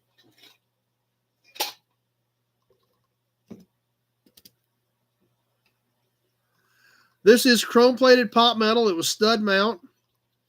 Has a few pits in it.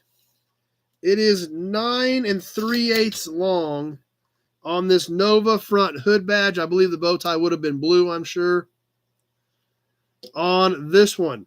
And the third badge out of this Chevy badge bundle, this is off, I believe, a 69 Chevelle. Gary, starting us off at 10. This, I think, is 69. It is chrome-plated pop metal. It is stud mount Chevelle by Chevrolet. And it is 7 1/4 long on the Chevelle emblem. So you're getting all three of them, one shot deal. The small Chevrolet, the Nova badge, and the Chevelle badge. Pete, 15. Balin Wire, 38.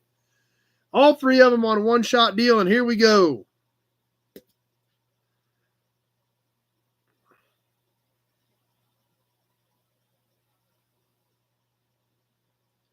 Got a bigger cap coming up next. It's pretty cool. I think you guys are going to dig.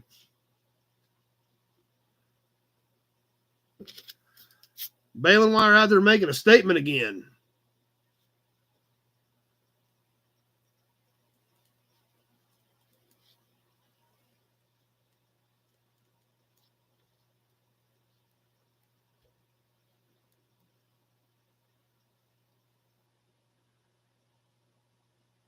I missed the 30-second mark. We're coming up on the 1 minute mark here shortly.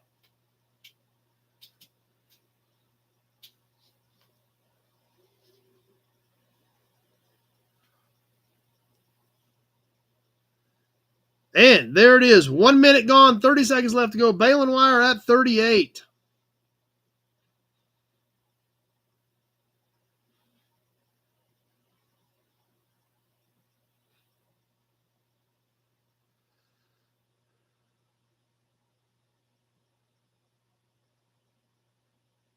About ready to wind this one down. We got a few seconds left. Balin Wire at 38. Pete, 40. And that did it. Pete snuck in on him again. Once again, I thought Balin Wire had it wrapped up, and Pete snuck in at 40.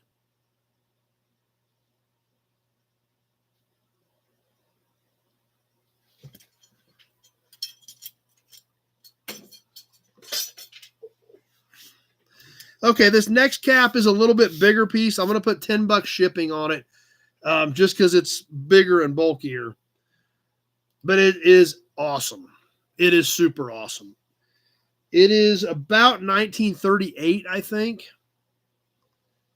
It's a great piece for our Ford fans. Actually, this is a great piece for anybody, Ford fan or not. It is a Ford piece. But anybody likes cool hot rods, this thing is awesome. So we're going to put $10 shipping on it because it is bigger than the typical caps we do. But this thing is an amazing man cave statement piece.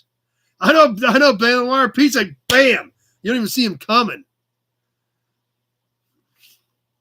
So this is Ford. I think it's like 38, but this could really fly for, about anything. If you're into hot rod stuff, this thing is cool.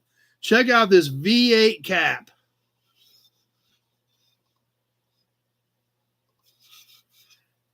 This is a dog dish cap for the wide rim Ford wheel. You see how good a size this is.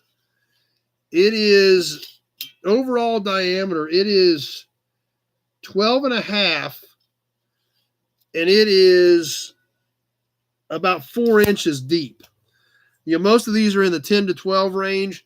This one is 12 and a half and 4 inches deep. So it's a little bit more to it. It does have some damage. It does appear to be original paint. I believe the V8 was blue. The hearts are just pouring out for this thing. That's awesome. We got Brett at 20 on it. This is stainless. This was painted. You can see some of the dings and dents in this just from years of use. Gary, 23. And we got $10 shipping on it, remember, guys. It does have a little hole in it right here, which does go through to the outside. So I just want to make sure you see that damage. But there again, you could hang this thing up just the way it is. You could paint this outside perimeter any color you wanted. Gary's like, hey, found one of them in a creek. You could repaint the blue in the V8. You could polish this. You could really make this thing look absolutely killer. Or you could just hang it up the way it is. But if you hit this and polish this stainless, repainted this, and then painted this, whatever. I mean, you could paint it whatever color you wanted to match your man cave colors. And great looking piece. Backside, you can see, is all steel. But like I said, you can't go wrong with something like this. Even if you're not a Ford guy, the big V8, the old hot rod symbol type V8, definitely a winner. Gary at 23, and we got this thing on the timer. Let's see what happens.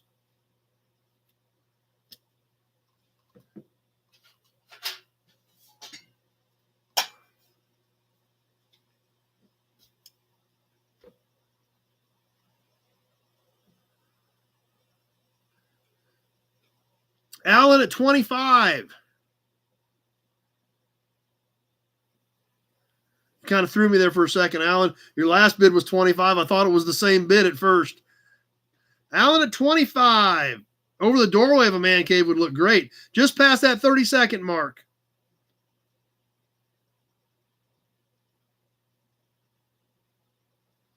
Alan at 25.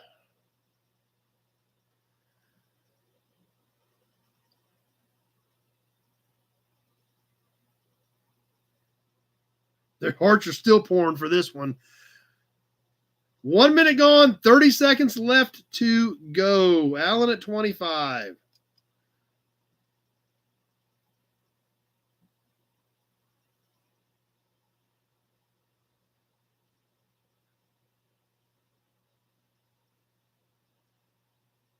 Coming down to the wire, we're ticking away. Alan at 25. It's been crickets here lately.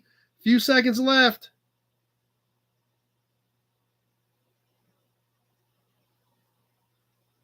And that does it. Alan at 25 plus the shipping on it.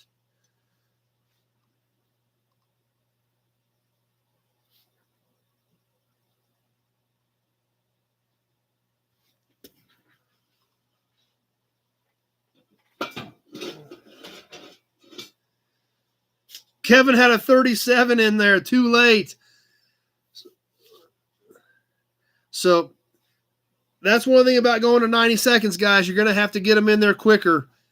That's a couple times where there was some bids hung up in there that didn't quite get there. Now, I promise you guys some cool plates. We got some cool plates coming up. I think you guys are going to like them. Going back east for this one. Great looking plate. Great condition. I really kind of like it, but I really don't have anywhere to put it. But it is cool. Going clear back to the northeast to New York. Our friends up in New York. To 1950, 75-year-old New York plate. And look at the condition. Black, yellow letters. You have to try the river for one of those. Good idea, Gary. This appears to be all original paint. The backside is black as well. 8M989, New York, 1950. This particular plate is 13 3/8 long. Tony at 12, Nut Farm at 30, and 6 1/4 tall. Gary 20, I got the Nut Farm at 30. I told you guys I had a couple of cool plates worked in there tonight. We got another one coming up as well. So, there again, 75 years old from our friends up in New York. 1950, yeah, license plate. Let's see what everybody thinks. We're on the timer. I've got the Nut Farm at 30. Nut Farm at 30 on a New York plate. Who else is in on a New York plate? We're going to find out here shortly. We'll see who else is in on the New York plate.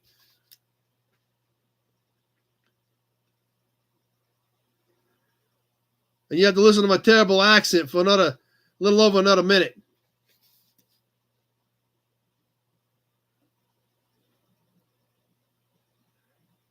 But there we are. There's 30 seconds gone. 30 seconds gone. 60 seconds left. You only got 60 more seconds now to listen to me talk like this. But we got the Nut Farm at 30 still. That's the top bid. Hey, that's right, Nut Farm. All right, 45 seconds. Coming up on the 60-second mark. Who else is in? I got Nut Farm at 30. What else we got? Anybody else? Anybody else? Nut Farm, 30. Forget about it. That's right. Forget about it because there's 1 minute gone, 30 seconds left. 30 seconds left. The Nut Farm at 30. They're down by Jersey. All right. We're coming down to the end of this. We got Nut Farm at 30. That's it. That's all we got. Nut Farm at 30. We're coming down to the end. We're getting there. We just got a few seconds left. Nut Farm 30.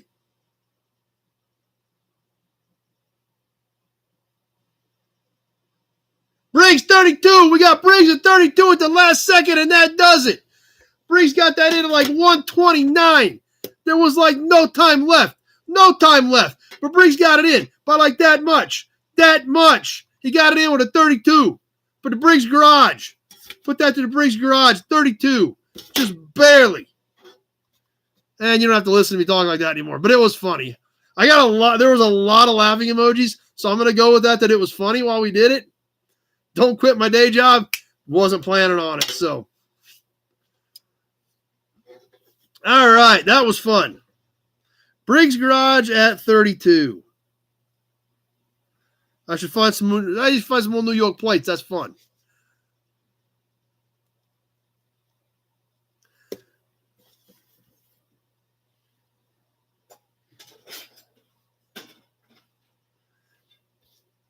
Okay.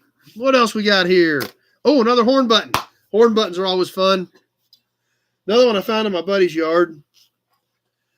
A little bit of fading to this one. It still looks pretty good. Yeah, Funny How. That's right. Funny How. You Funny How? I forgot about that, Kenny. That's good. Sweet, Briggs. This one off a 65 or 66 era from our friends at Pontiac. This had kind of a gray-blue background to it, which has a little bit of fading. That's right. Full-blown mafioso. That's right. That's right. That's right, Jerky. We can see the Pontiac arrow in the middle of this. These had kind of a gray-blue background, which has a little bit of fading to it. Nice clear plastic on this one. Nice shine.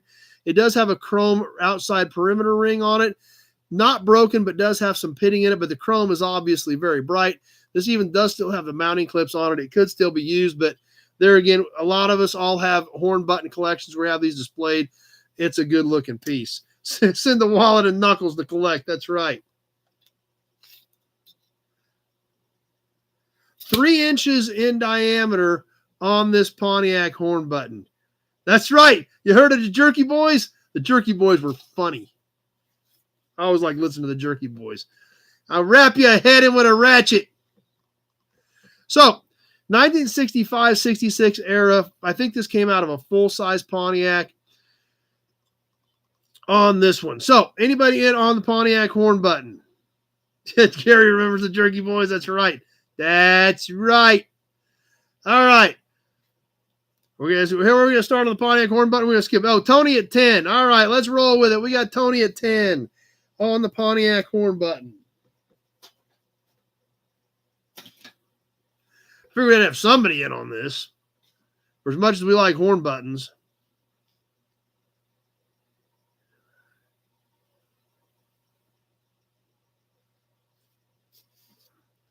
Ticking away on the Pontiac horn button.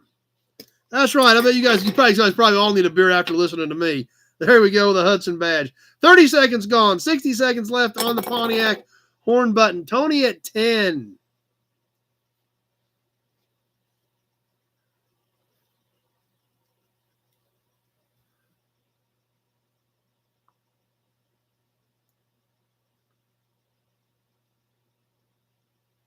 Coming up on the 1 minute mark.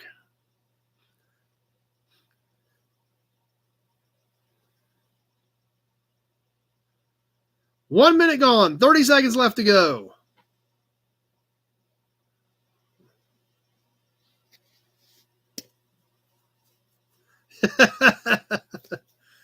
Yep, I remember bits and pieces of them, Gary.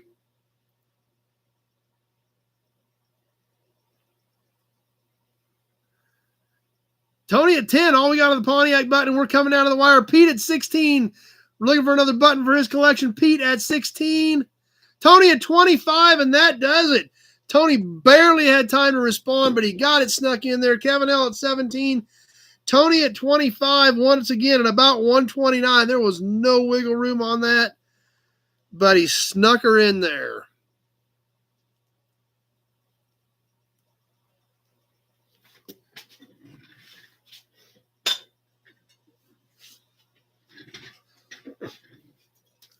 We got another cool plate coming up that I'm excited about, although I don't think I can do the accent.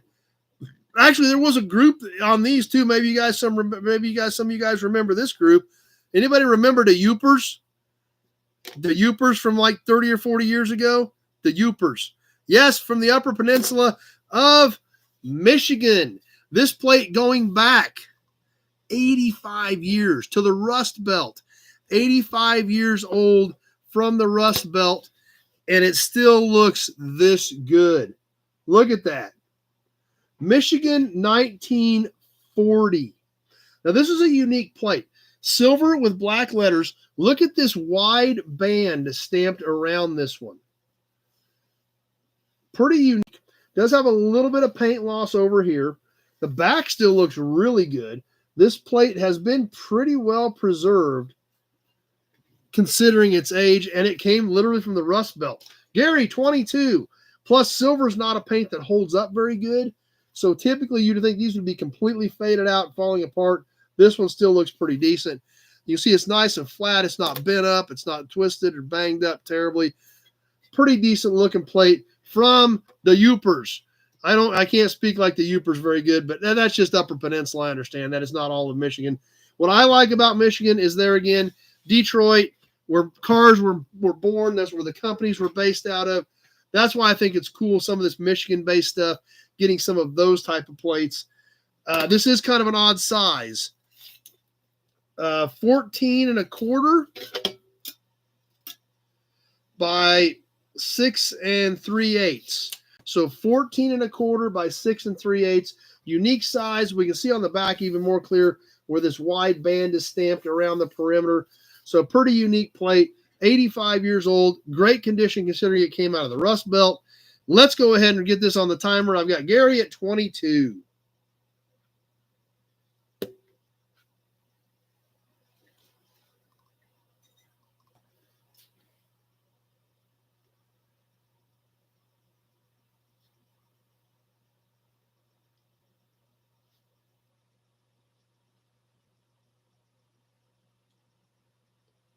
Coming up on the 30-second mark already. Gary at 22. 30 seconds gone. 60 seconds left to go.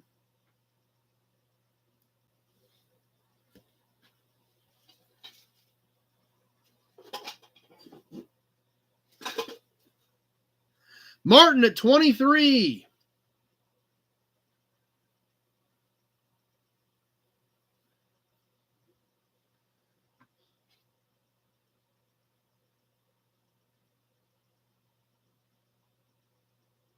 One minute gone. 30 seconds left to go. Martin at 23.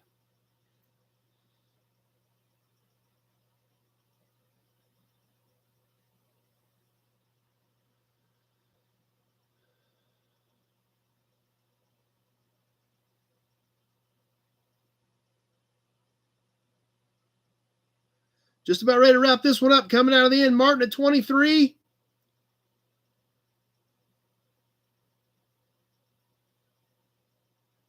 Tony at 24. Just barely got that one in too. Right at the last second.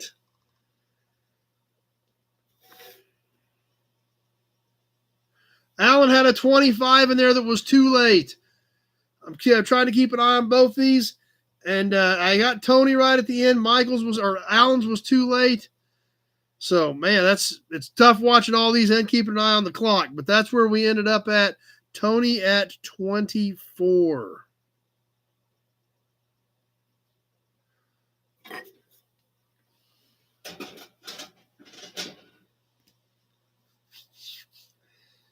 All right, let's catch one more grease cap. This grease cap's a little rougher, but it's kind of cool. At least we can see the lettering on it, which there again, especially if you repaint the background, you make the letters pop out. So this one's not quite as nice as the Buick, but it is still pretty cool.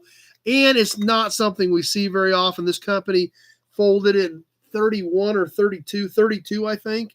So, and this is earlier than that, I believe. So there again, I believe we're right at 100 years old on this Oakland cap. The parent company of Pontiac, they were together from about 26 to 32.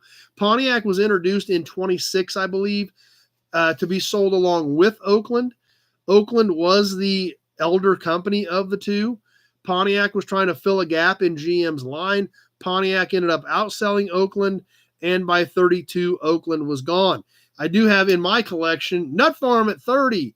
I do have a really cool porcelain Pontiac Oakland sign that I love because it has Pontiac and Oakland on it together.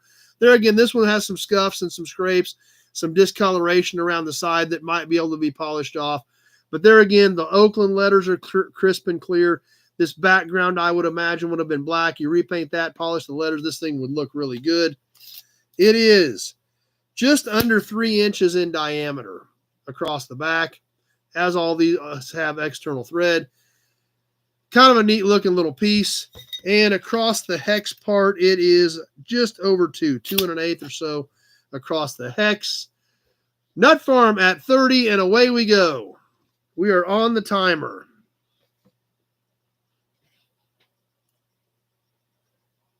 It is a good sign.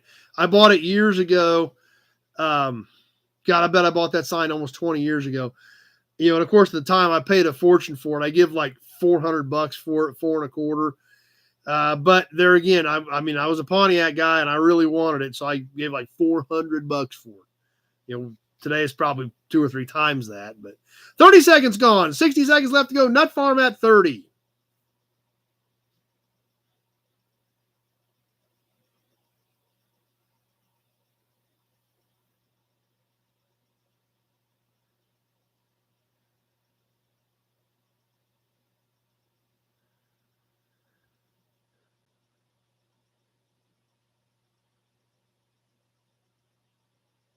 And coming up on the minute mark, 60 seconds gone, 30 seconds left to go. Nut Farm at 30. Probably be the last piece tonight. We'll see. We're getting kind of close to wrapping up on time anyway. Yeah, we could do that, Kenny, sometime. Coming up close to the end, Nut Farm at 30. Few seconds left to go. Keep an eye on both formats here.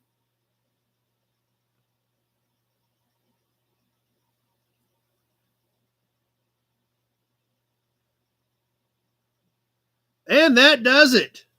Nut Farm at 30.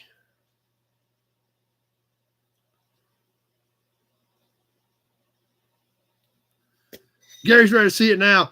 I honestly don't know where it's at. It's probably piled next door. I've got so many signs piled up next door that we can look at signs for years. Okay, let's see. Wow, we're almost 2.5 hours in. So we're not going to do any magazine stuff tonight, obviously. We can go ahead and wrap. We can do 1 or 2 more auction items. What do you guys think?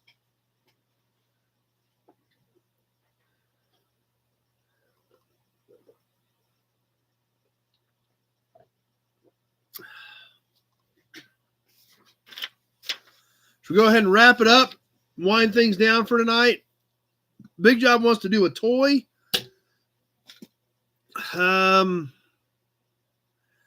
don't have much ready for toys.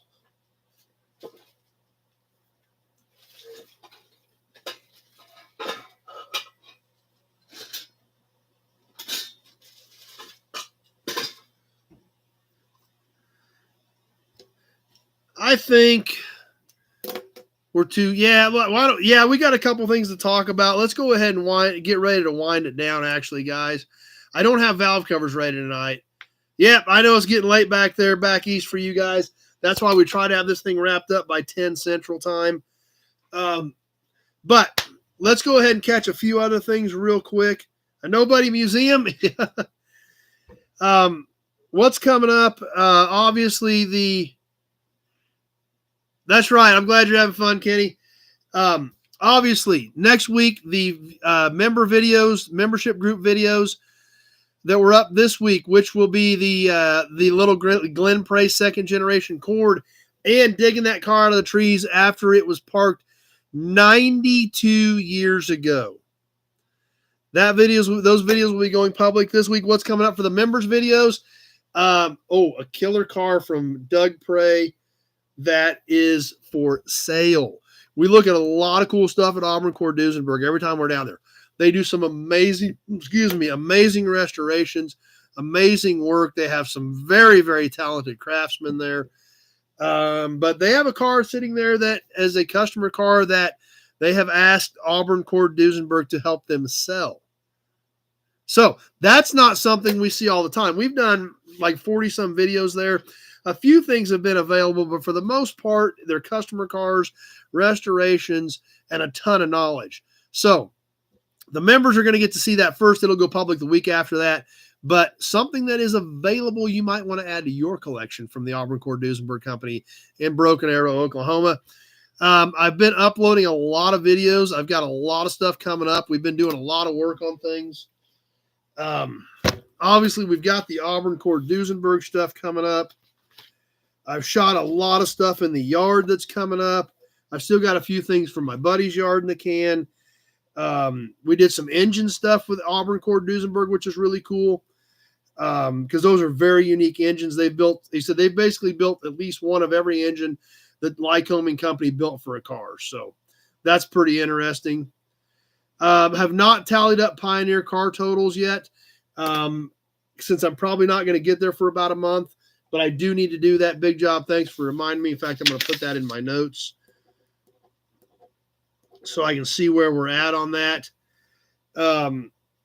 But what's coming up video, 66 Thunderbird, 46 Mercury, 39 Ford Deluxe, 81 Malibu, a bunch of truck cabs, 62 Ford truck, 57 Ford convertible, plus all the Auburn Cord Duesenberg stuff, plus the car we dug out of the trees after 92 years. So a lot of fun stuff coming up. Like I said, those do go to the membership groups first, then they go public the following week. There goes the hearts. Love the hearts. I appreciate those. Appreciate that, guys. So we've got a lot of fun stuff coming up. You guys don't want to miss any of it. Glad you guys enjoyed tonight.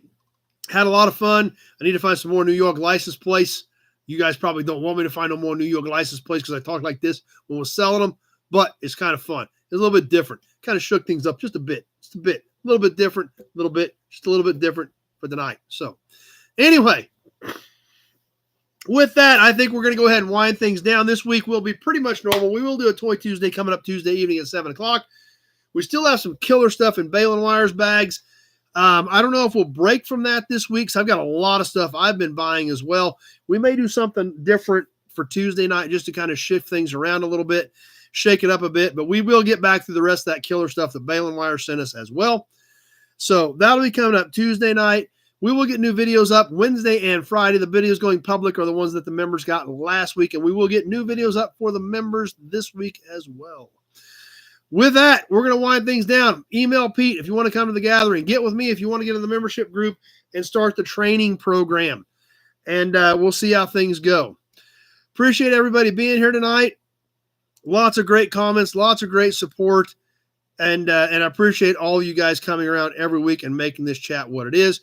Invite your friends to come on over, hang out with us if you think they'd enjoy it. I try to do a good job for you guys. I work these up every week. I try to put a good product together. Awesome, Austin. Appreciate that. And I'm glad you guys are enjoying it. So invite your friends to come hang out with us. See if we can add a few more people to Nobody's group. Check out the No Buddies page. Huge shout out to Andy and Zach for taking care of that for us. Yeah, the Uper stuff, I don't even know where to even go with that. I got nothing. Nothing.